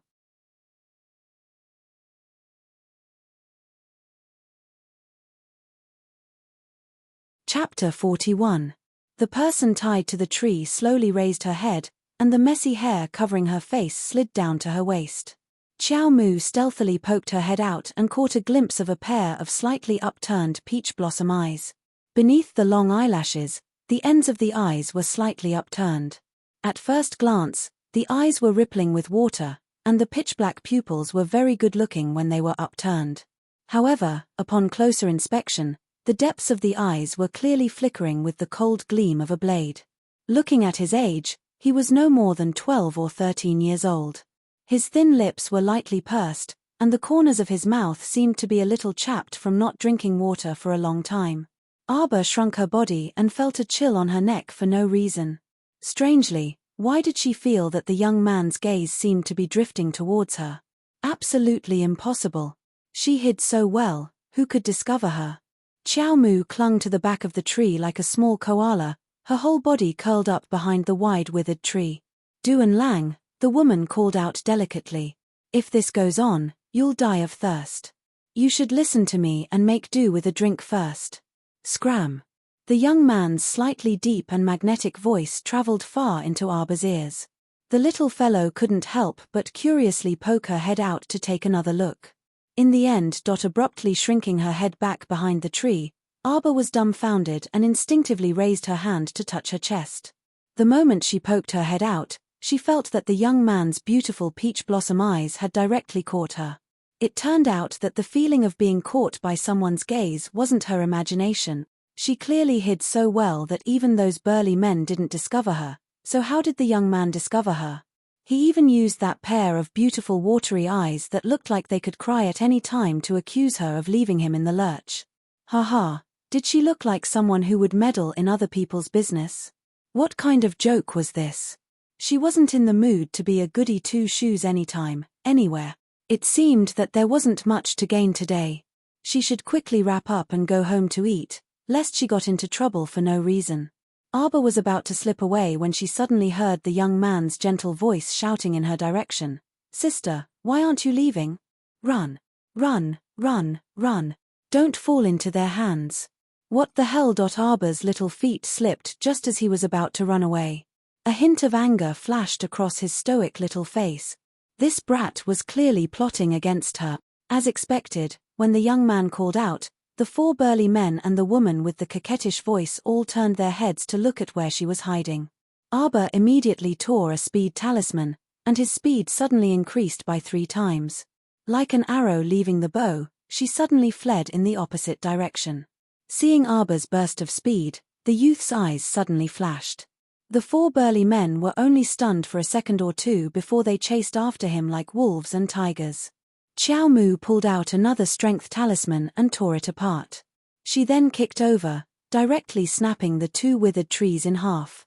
The upper half of the withered ancient tree whooshed through the air, sweeping towards the 4 burly men pursuing her. When the burly man running at the front saw this, he swung a fist at the flying dead tree. He originally thought that the dead tree would definitely be swept away by the wind from his fist when the two collided. However, reality was so shocking. The burly man clearly heard the sound of his fist breaking, and he immediately groaned in pain.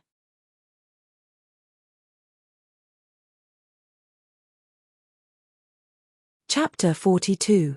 A bunch of useless fellows. The woman's seductive voice abruptly turned cold. Why aren't you chasing? You can't even deal with a child. What use do I have for a bunch of trash like you? Apart from the burly man with a broken hand, the other three hurriedly increased their speed and outflanked Arbor.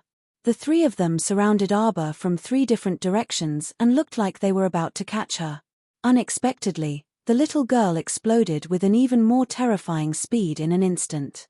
That tiny figure practically transformed into an S-shaped bolt of lightning and escaped from the 3 people's eyes like a thunderbolt. The 3 burly men were truly stupefied. They never knew that a little girl from a remote village could actually surpass them in speed. It had to be known that although these people were not like mystic cultivators who could easily split mountains, break rivers, and destroy cities with their supreme mystic energy, they were people who had been immersed in special potions since they were young and had cultivated extraordinary external martial arts. Compared to those ordinary people who lacked the strength to truss a chicken, they also had considerable strength. Generally, with their speed, they could almost match that of a level 2 mystic cultivator. The speed of those low-level mystic cultivators might not be able to surpass that of external experts like them. But now, this little girl from a mountain village in front of them actually had such an abnormal speed. This was something none of them had expected. How could they know that Arbor had consecutively torn 2 speed talismans? Her current speed could be said to be exceeding her usual speed. Everything was for the sake of escaping. She didn't think that she would have a good ending if she was caught by that woman with a soft and pretentious voice. Whoosh! Arbor expressionlessly dodged a withered branch and then flipped a few times in the air to avoid 7 or 8 broken branches that shot at her. A trace of graveness gradually flitted across her small, stoic face. Ha ha ha! A familiar sharp laughter sounded behind her, causing goosebumps to rise all over her body. Arbor turned around and coldly met the woman's upside-down eyebrows. That woman was definitely not a beauty. Looking at her age, she should be more than 50 years old. She was wearing a bright pink dress, and her hair accessories and makeup were green and purple. She was dressed like a young girl, which was quite eye-catching. Arbor hadn't seen the woman's face before. Now that he saw her face, he almost threw up last night's dinner. How could such an auntie have the nerve to call a 13-year-old boy Duan Lang? Xiao Mu's small face was stoic as she looked at that woman, her eyes full of disapproval. Not running anymore? Little sister. The woman swayed her hips and giggled as she walked towards her. Oh, let me see. You're really a pretty little girl. The woman stepped forward and extended the sandalwood fan in her hand towards Arbor's chin. Arbor immediately took a step back from the strong fragrance, and his hand that was rubbing his nose paused. Achoo! Arbor looked at the woman with disgust and stepped back again. Go away. You stink. Stay away from me. Also, I'm not your little sister. At your age, you can be my grandma. Don't pretend to be young. It's too fake. You're not young at all. The woman's face, which was full of fragrant powder, seemed to have split open in the middle. The charming smile on her face completely disappeared in an instant. She had such a stoic face, but her tongue was so vicious. She was simply sinister at such a young age.